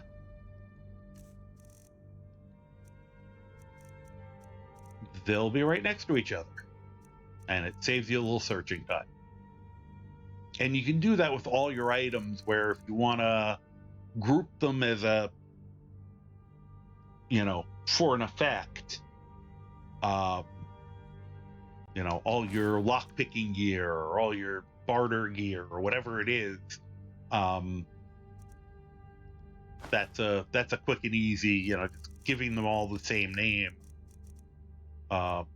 is a good way to pull that off. All right, so now we have our smithing.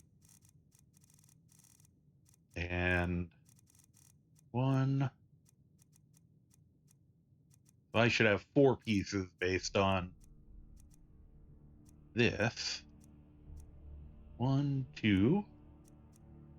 Where's that? 3. I think it's a ring.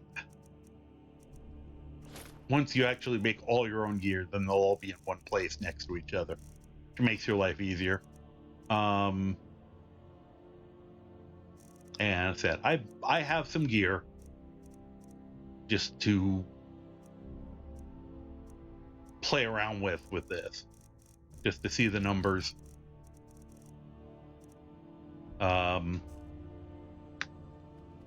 So I know I'm starting to slow down a little bit. That's always the as we're going along, but we have our potions that we need, where we can make them. We've already either purchased our gear, or if you have a higher enough smithing, you can make the gear.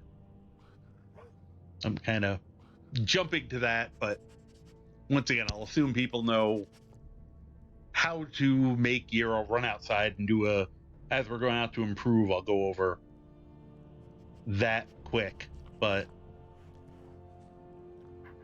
then we're going to improve our gear that we can improve.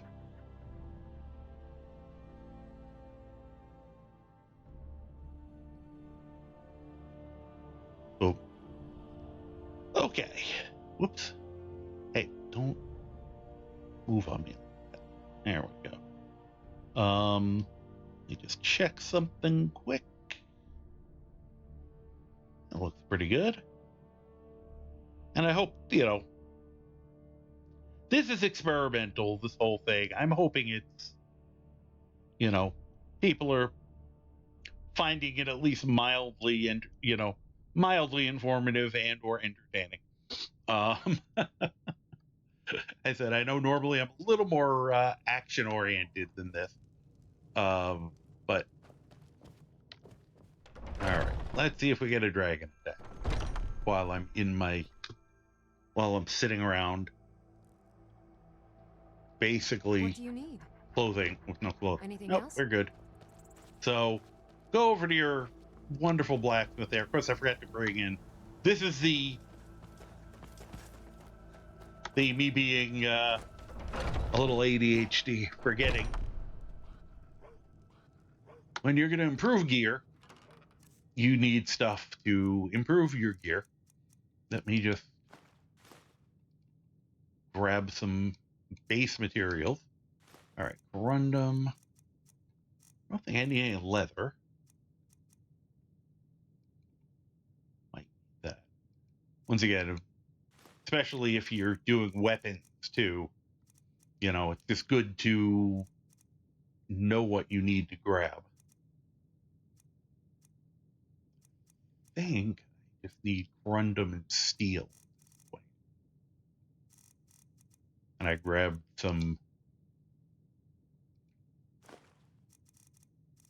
dwarven just in case. Okay.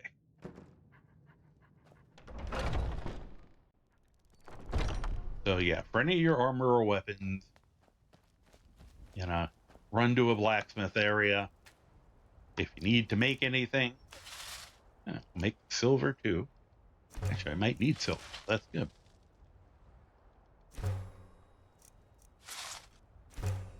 And once again, you could go buy it or run out and, mine everything, whatever you're into. If you're making any weapons, you'll have them, and it'll tell you what you need to craft it. Iron ingot, silver ingot, moonstone for those. But what we need is our workbench. Actually, before I do that, if you're making weapons, you're going to go to the forge, making weapons and armor, would be you clicking on whichever of these things you need. It'll show you what you need and you make it. Right, see if there's anything that I have not taken any points into, any perk points into this, so I'm only going to be able to make iron weapons and up to leather, probably, with a few weird exceptions. But it'll show you more if you have perks set up. So then you'd go to your workbench, and this is stuff I bought or grabbed as I was running around setting up. You won't be able to improve anything that's already enchanted unless you have the arcane blacksmith perk. So, oops. Give that a sec. Grab my water.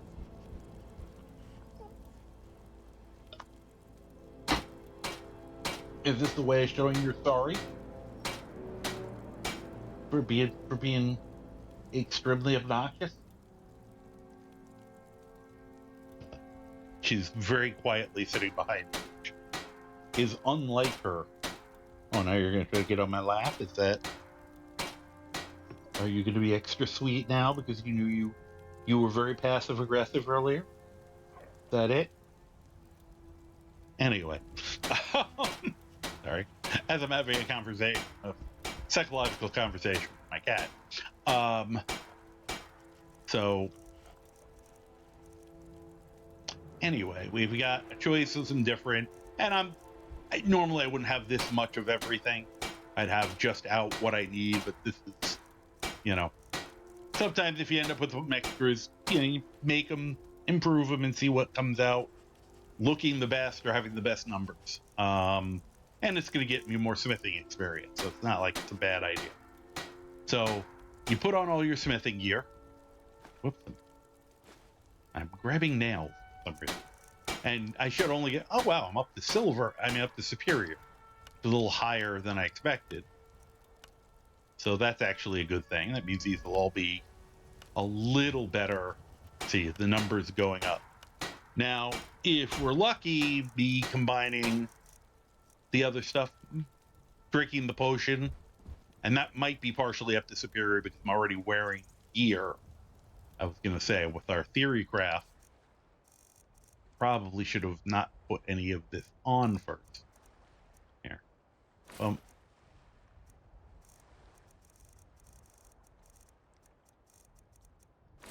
smithing.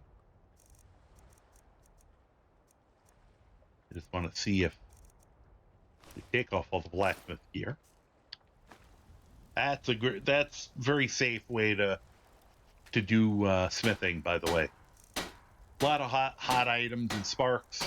Definitely go naked. Yeah, so you can see without the gear, it actually is only going to fine. So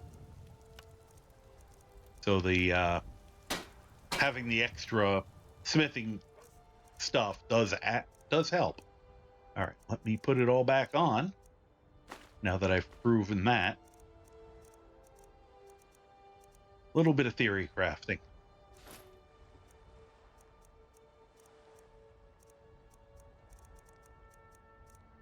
There it is. 1, 2, 3, 4. And then we could also take our fortified smithing potion and see if that does anything extra. Yep, still superior. So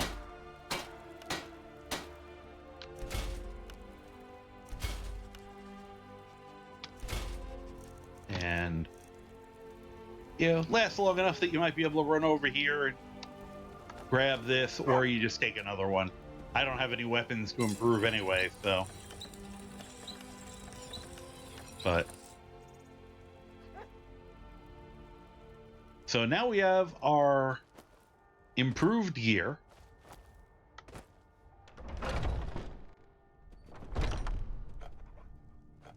And got a little, a little more XP out of it.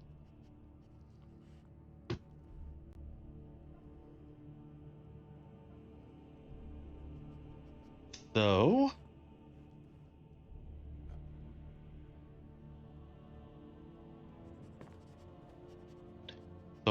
then we would enchant it.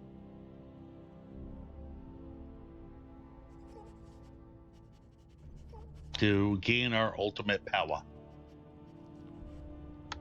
And now here, one of the things I would probably do first is clear out anything I'm not going to enchant, just to get it out of the way. Might do the same thing here, get out some of the smaller gems, just to make sure you don't accidentally click on them. Can't do anything about these, about the enchantments you have, but you want to know in advance what you're doing and what order you're doing it in. I'm gonna throw, for instance,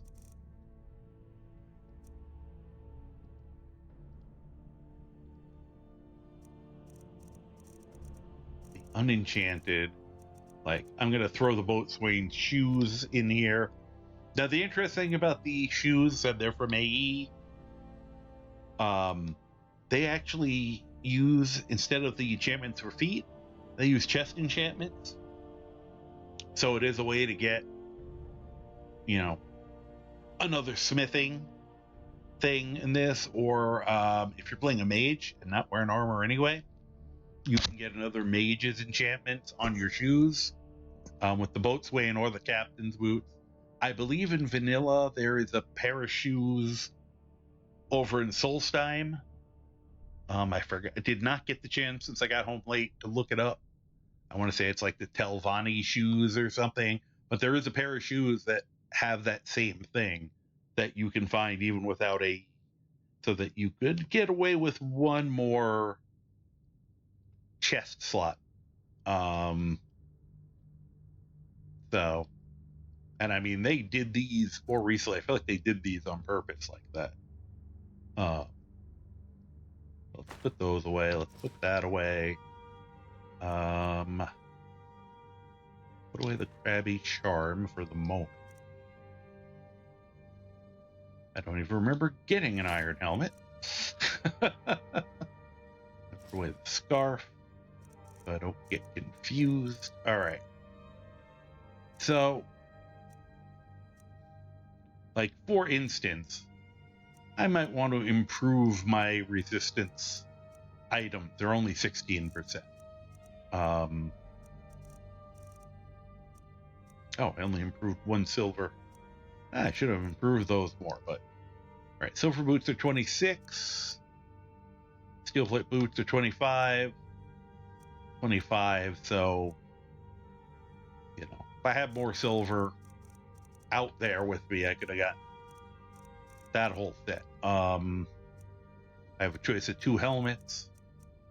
In reality, on this character, and as I'm just doing this for the purposes of this, I would actually make a armored circlet, which is the mod, and enchant that instead of a helmet. But I've been doing this with in mind of what you would do in a case of a vanilla character. So we'll start with the helmet, and I've said I like to kind of run through it first, because it's also important to know. I thought I had a suit of armor that I bought to make. That's funny. I'll have to go looking for that later.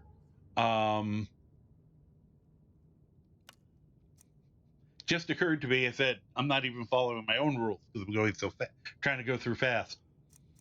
Make sure you have all your gear in front of you. And I'm like, oh, there should be a suit of armor there that I bought. All right, well, I'll under the example. So we have our Steelhorn helmet.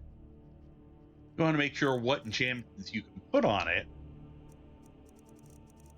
So you don't go, well, I wanted to put, because not everything goes in every spot.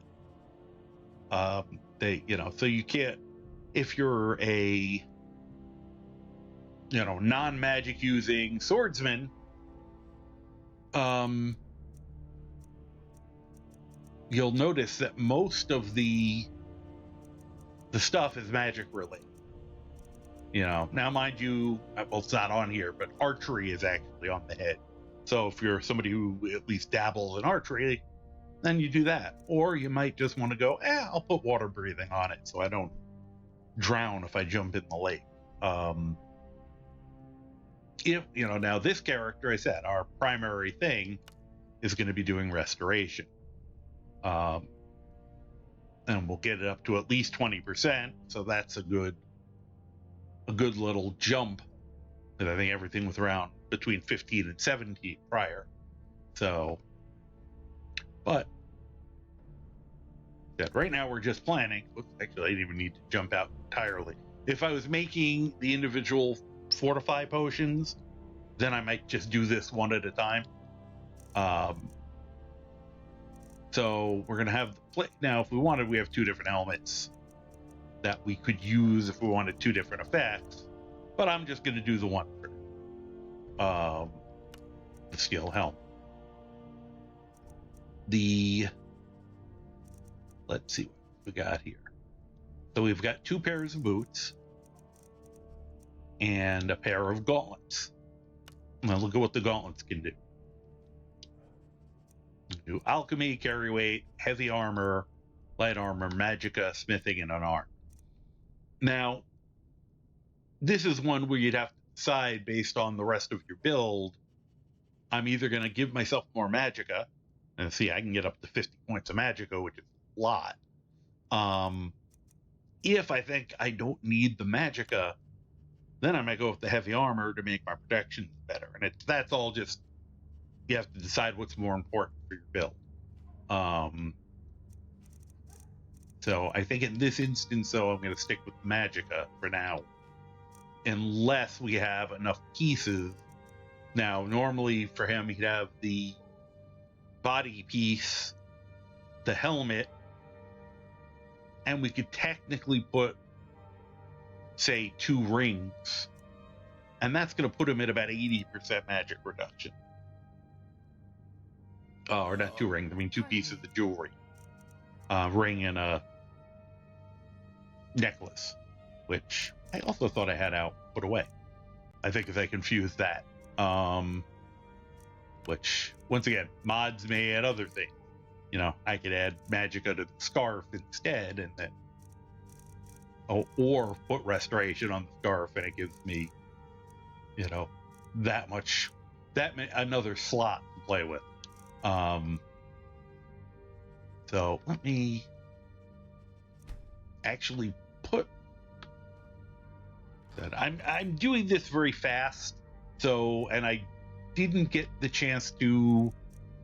I was going to pre-plan and set things up in advance and have everything like in a crate where I could just grab what we needed. And I didn't. I ran out of time today. But so we're gonna do what we always do, which is improvise, hopefully brilliant. And if not, I can at least hope I'm being funny. All right, let's put the horned helmet away so that we're not carrying that around. But let us look back in the cupboard and I could grab Calcimo's ring. Kalsimoth. I like grabbing that ring from him. We'll do... I'll show this. But, all right. All right, we have a silver garnet ring, a silver necklace. Have any other... Oh, no other armor. I could have sworn I grabbed a suit armor. Put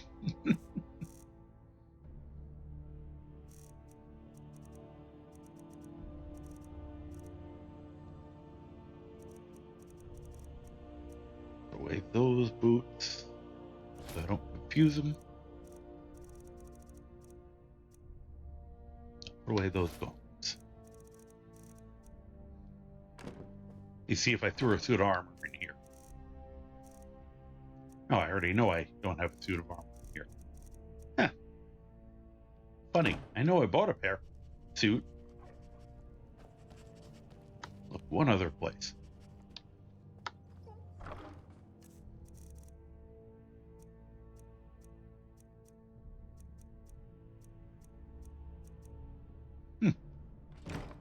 Okay.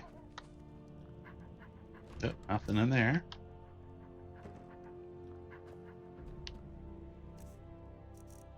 Let's see. Okay, I could have sworn I bought a suit of armor to do this with, but apparently I've... What? Gosh darn it. Vigilance.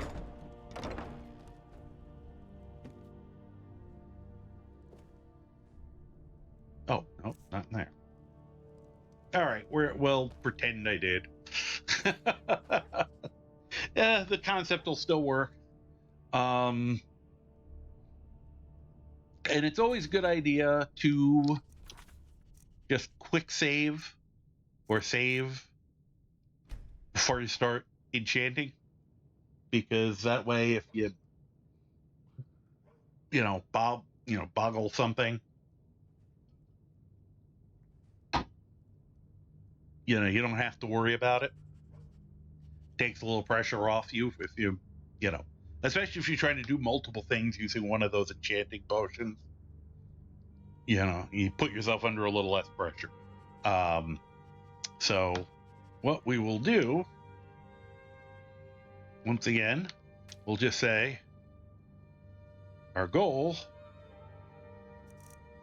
we're going to do the ring, the necklace, and the helmet. That's going to be our 3 that we're going to do with that enchanting potion. And then we'll do some stuff with the other ones.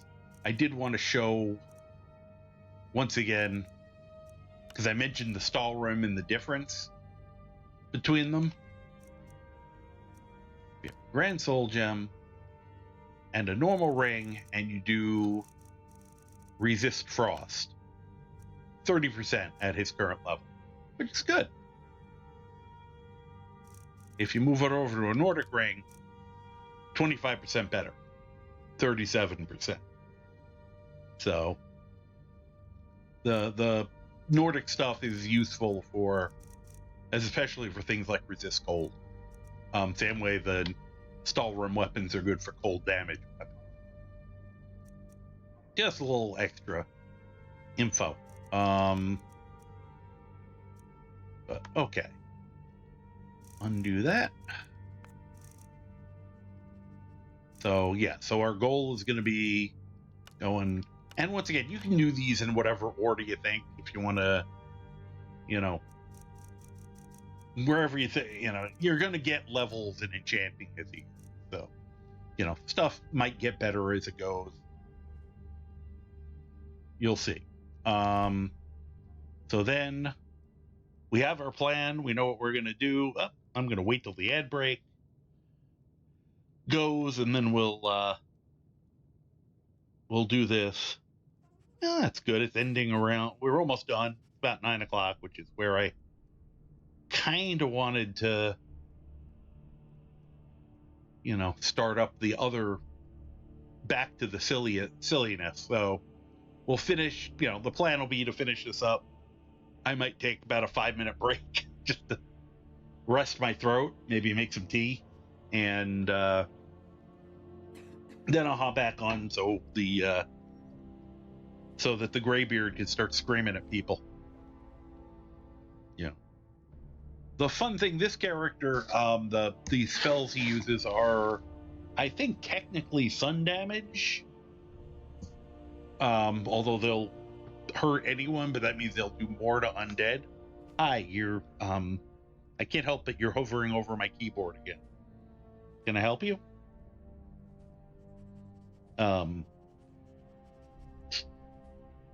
Ridiculous how tall this cat is. The other one stands up, you can't even see her.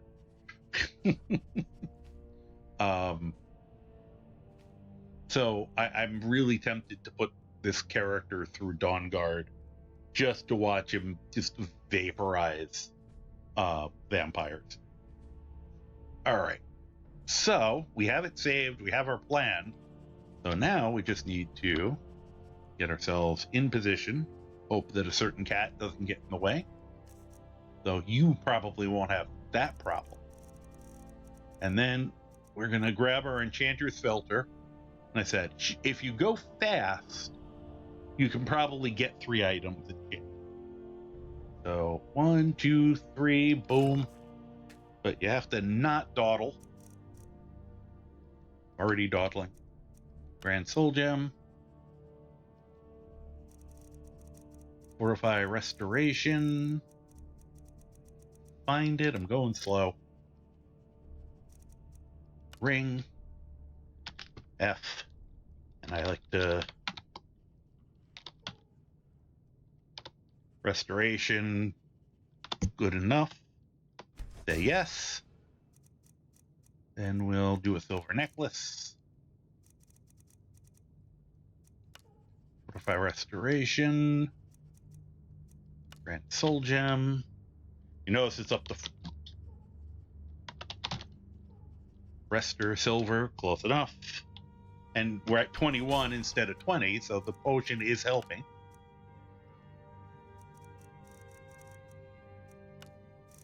And Steel Helmet. F. Oops. Up, it didn't make it in time. So I would end up going back and doing it again. Just because I'd want to get the full 3. And it's always good to check afterwards.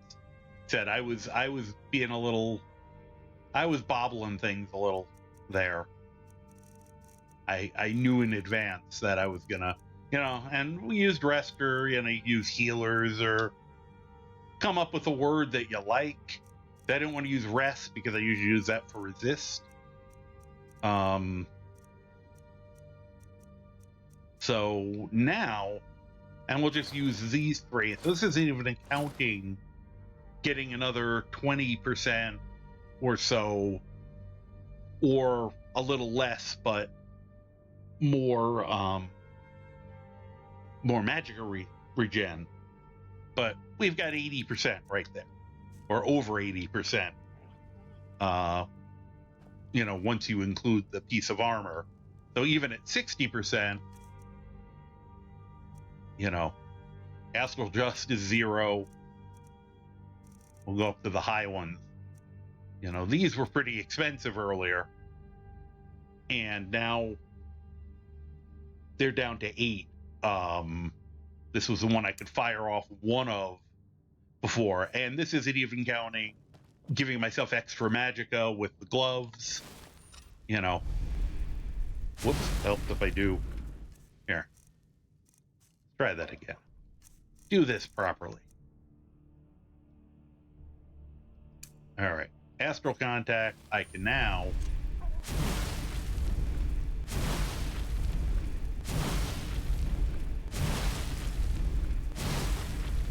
And that's with not even being finished yet. And you can see how many of these I just fired off before I ran out, and I still fire off one more. Individual one-handed ones I could probably do all day. And I have to remind myself not to hit any of the people in the room, even though it's tempting. And that's, once again, I get the armor on, and I can even get my old suit of armor, which is, I think, only 17%. Healers. Where the hell did my armor go? Now I'm missing my other armor. Silver gauntlet. So, you know, these aren't even as good as the ones I could make now, but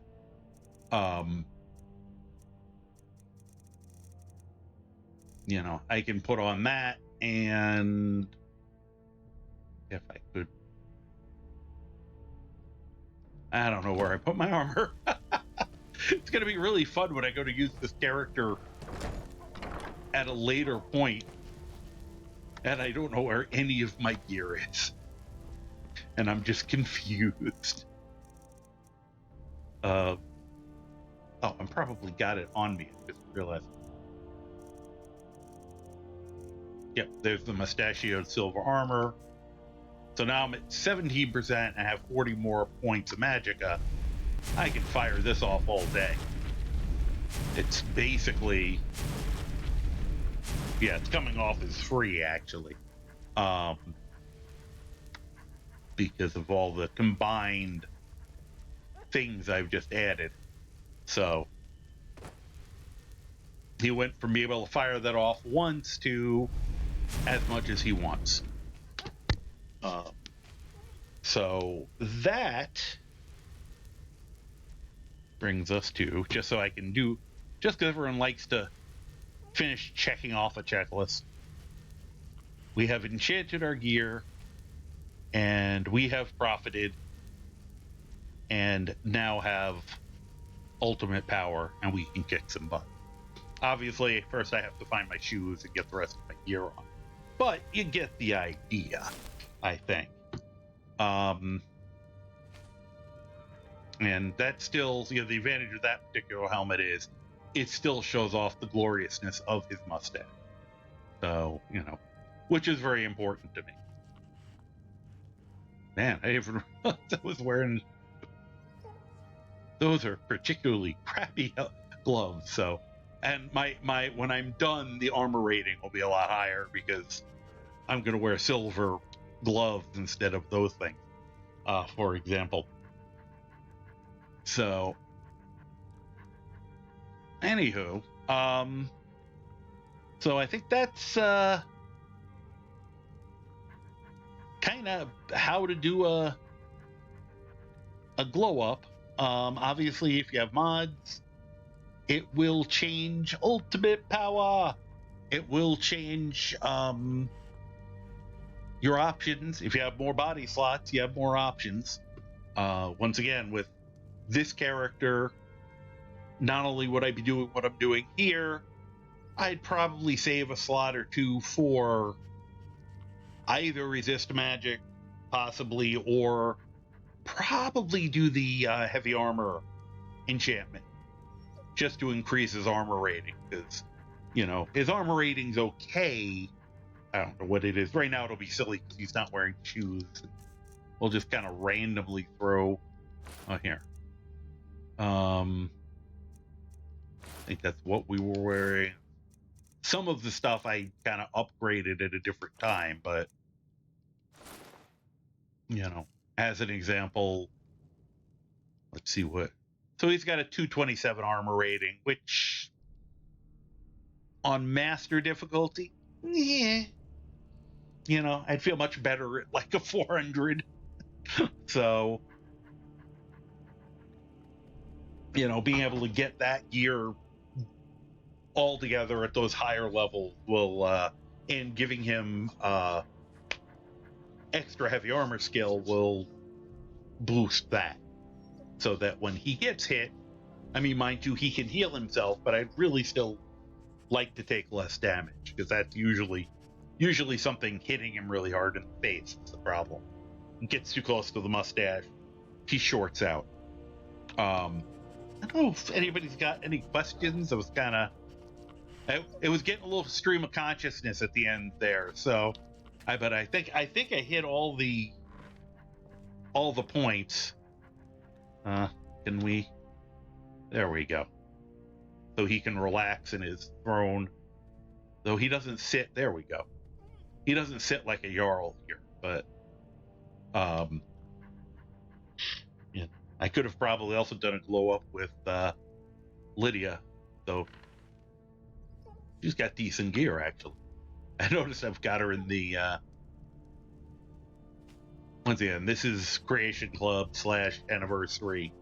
They made dwarven armor a lot less ugly with this. I usually wouldn't wear dwarven armor, and I will wear or put my other characters in this because it's just so much less clunky looking. So comments, questions, inane statements are welcome. I make enough. Usually, when in doubt, like, are we horses? Which is a joke I stole from my friend. Don't have any questions. Appreciate running through all that. Nope, I said I am more than happy to. I have a kind of an education background, though it's actually saving it and turning into YouTube video is actually my plan. I'm gonna download this one ahead of. I've been slowly putting videos onto YouTube under the same name. I've missed a few because I've been lax about doing it, and I think I'm going to go out of order and get this one on there immediately as a separate thing. And my plan for tonight is to take a short break just to make some tea because I've been talking nonstop now. But I'm going to actually stop the video and start it again when I come back, so that this is a self-contained episode before I go back into the having the Greybeard scream at everyone. And I've left him at an easy point because he sounds very good right now. We started him right at the beginning of Dead Man's Rest. He's like right in there, so I don't have to think about where I'm going. He's already where he has to start, and we can once he gets through there, we'll think about what he's doing. So, are you behaving now? You seem like you're behaving. I'm glad you're behaving, because you were behaving very poorly earlier. So yeah, that was my plan. But yeah, education was a big part of my job as a health inspector. For me, that was I'd much rather be an educator than a enforcer. The person I learned from had that attitude, and I loved it. I just thought it was the way we should be. You enforce when the people are refused to be educated. If you can teach the person and they'll take those lessons to heart, the problem's going to be fixed. And I had an aspect of that multiple times in my job. I was a docent, volunteer at the zoo for about 15 years. Done a lot of the things you did. A lot of in roller derby. I was training. I did a lot of training of people in the position I did, because it was hard to get people to do that job. So often I'd be handed someone 5 minutes before the bout started, and they'd be like, "Train them how to do this." So I enjoy. I've always I don't know. I guess I could say education is part of my love language. It's something I've always. There we go. I've always liked being able to explain things to people. So, yep, yeah. Sharing knowledge. That exactly, Liz. Sharing knowledge is cool. I've it's funny of being online, and see, I enjoy sharing knowledge here in this community. I love learning new things, and but even in other places where people would go like, "Well, that was wrong." I'm like, "Okay, well, tell me what was wrong. Educate yourself." Like, you don't want to educate me? I always thought that was kind of weird, and I just remember not everyone likes doing it, but for me, it's more of like I'd want to be like, "Okay, here's what you need to know, or here's where you need to go," not just "you're wrong." 'Cause I don't think screaming "you're wrong" at somebody is going to teach them anything. Um, I'd much rather help point them in the direction of where information is. So, um, which just so people know, I do use the one of the Paragon wikis, the unofficial something or other. I'd have to find the name of the wiki set, but it's a very great source of lore and information for all the Elder Scrolls stuff. Um, plus YouTube has so many. There are so many creators, I can't even go through them all for both lore. Whoop, and of course, my ad starts. I'm not looking at the thing that shows me when the ads are coming. I've been on OBS, which doesn't, at this point, for me, pop that up until the ad shows up. Which is why I've not been as good about monitoring my ad progress. Um, but we'll give that the weird. That was a weird visit last night. Someone showed up, gave me 2 hydrates in a row, and then disappeared. And it's someone with a name that I didn't feel 100% comfortable saying out loud. Um, they might be real, but I feel like the name itself is kind of a troll, and they were hydrating to see if I just say their name or not, which is why I decided not to, because I felt like their whole point of their thing was to show up and see if they could get someone to say a ridiculous name. Which it almost wasn't ridiculous. It's just an added. I'm staring at it right now. Just said it's like that could have almost been a real name, but they put an additional word in the middle of it to make it just a little crasser.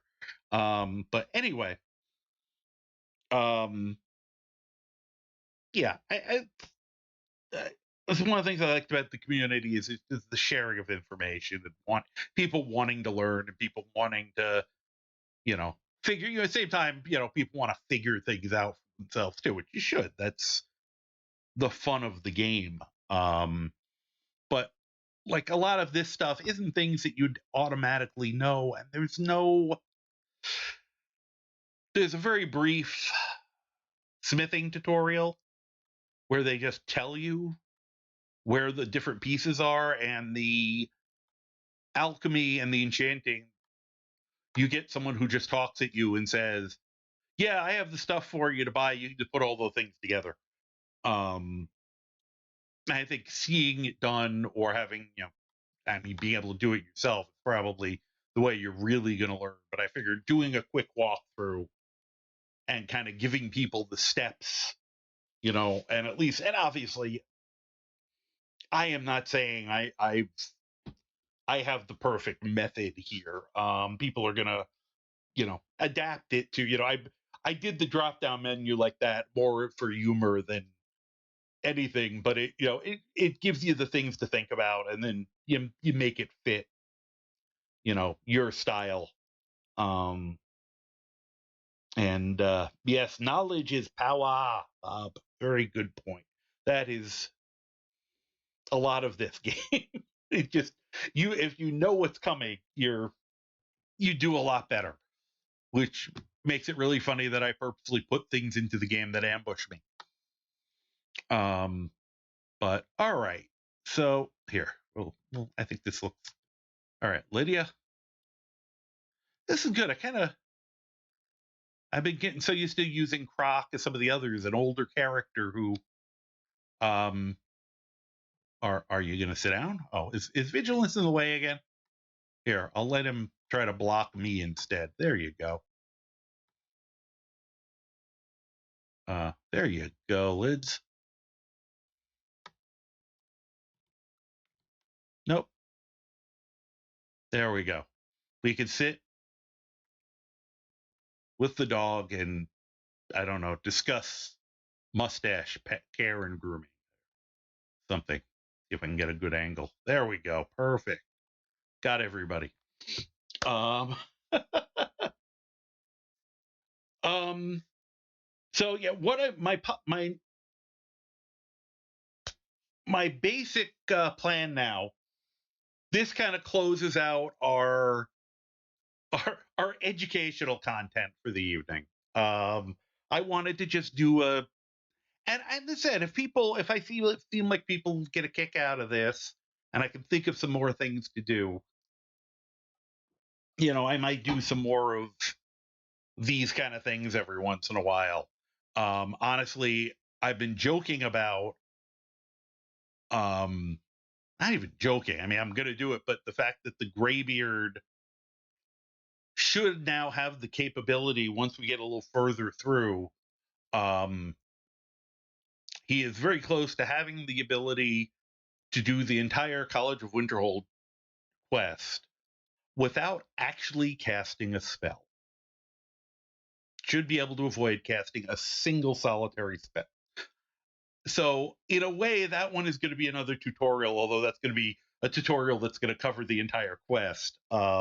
It's half tutorial, half challenge run.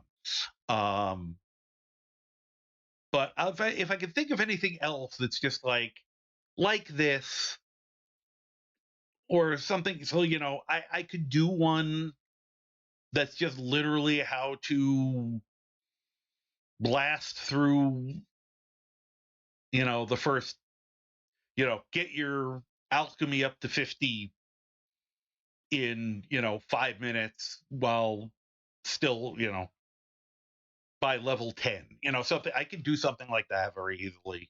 If I think of any others, I felt like this is the one that was most wide ranging and useful. And let's not get, well, you guys can't even see the shot because I switched back to full. I was sitting here getting a great shot for the character. Yep, I'm gonna.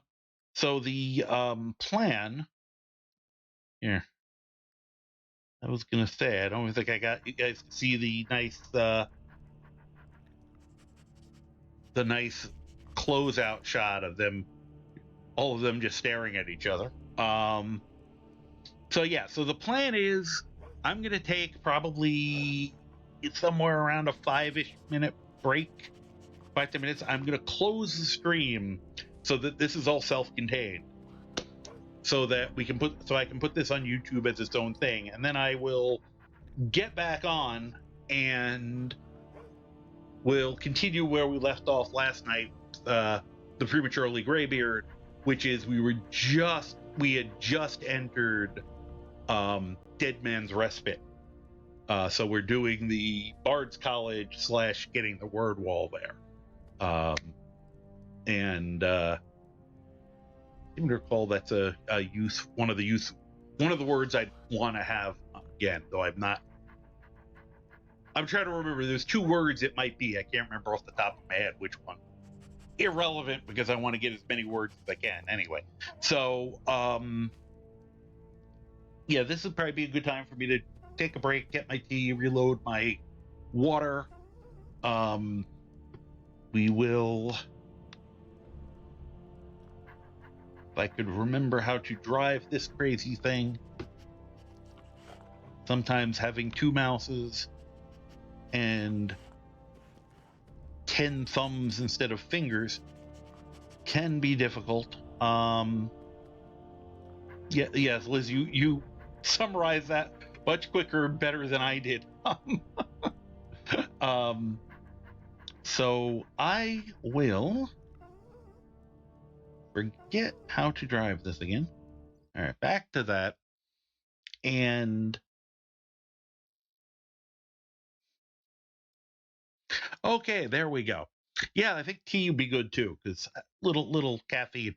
So I'm gonna sign off for a couple minutes, and then I will be back on to so that we can watch a crazy guy scream at dead things. As good a synopsis as any is what's going to happen. So I will thank you for your time. Anyone who's watching this on VOD or over on YouTube, if you have any questions, put in the comments. I will either make another video or I'll do my best to answer it. So thank you very much. Thank you guys. Thank you, Liz, Bob, for helping keep me awake and on track. And thank you for the visits from Old Man Screams at Clouds. Once I learn Clear Skies, that'll be a great title.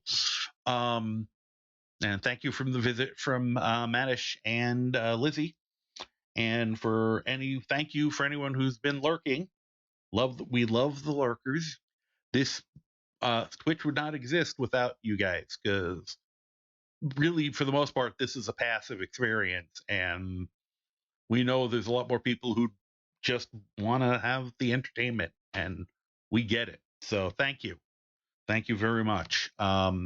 And I will hopefully see people in just about as long as it takes to force my Keurig to make me a cup, a large mug of hot water. So see you in a few. And we will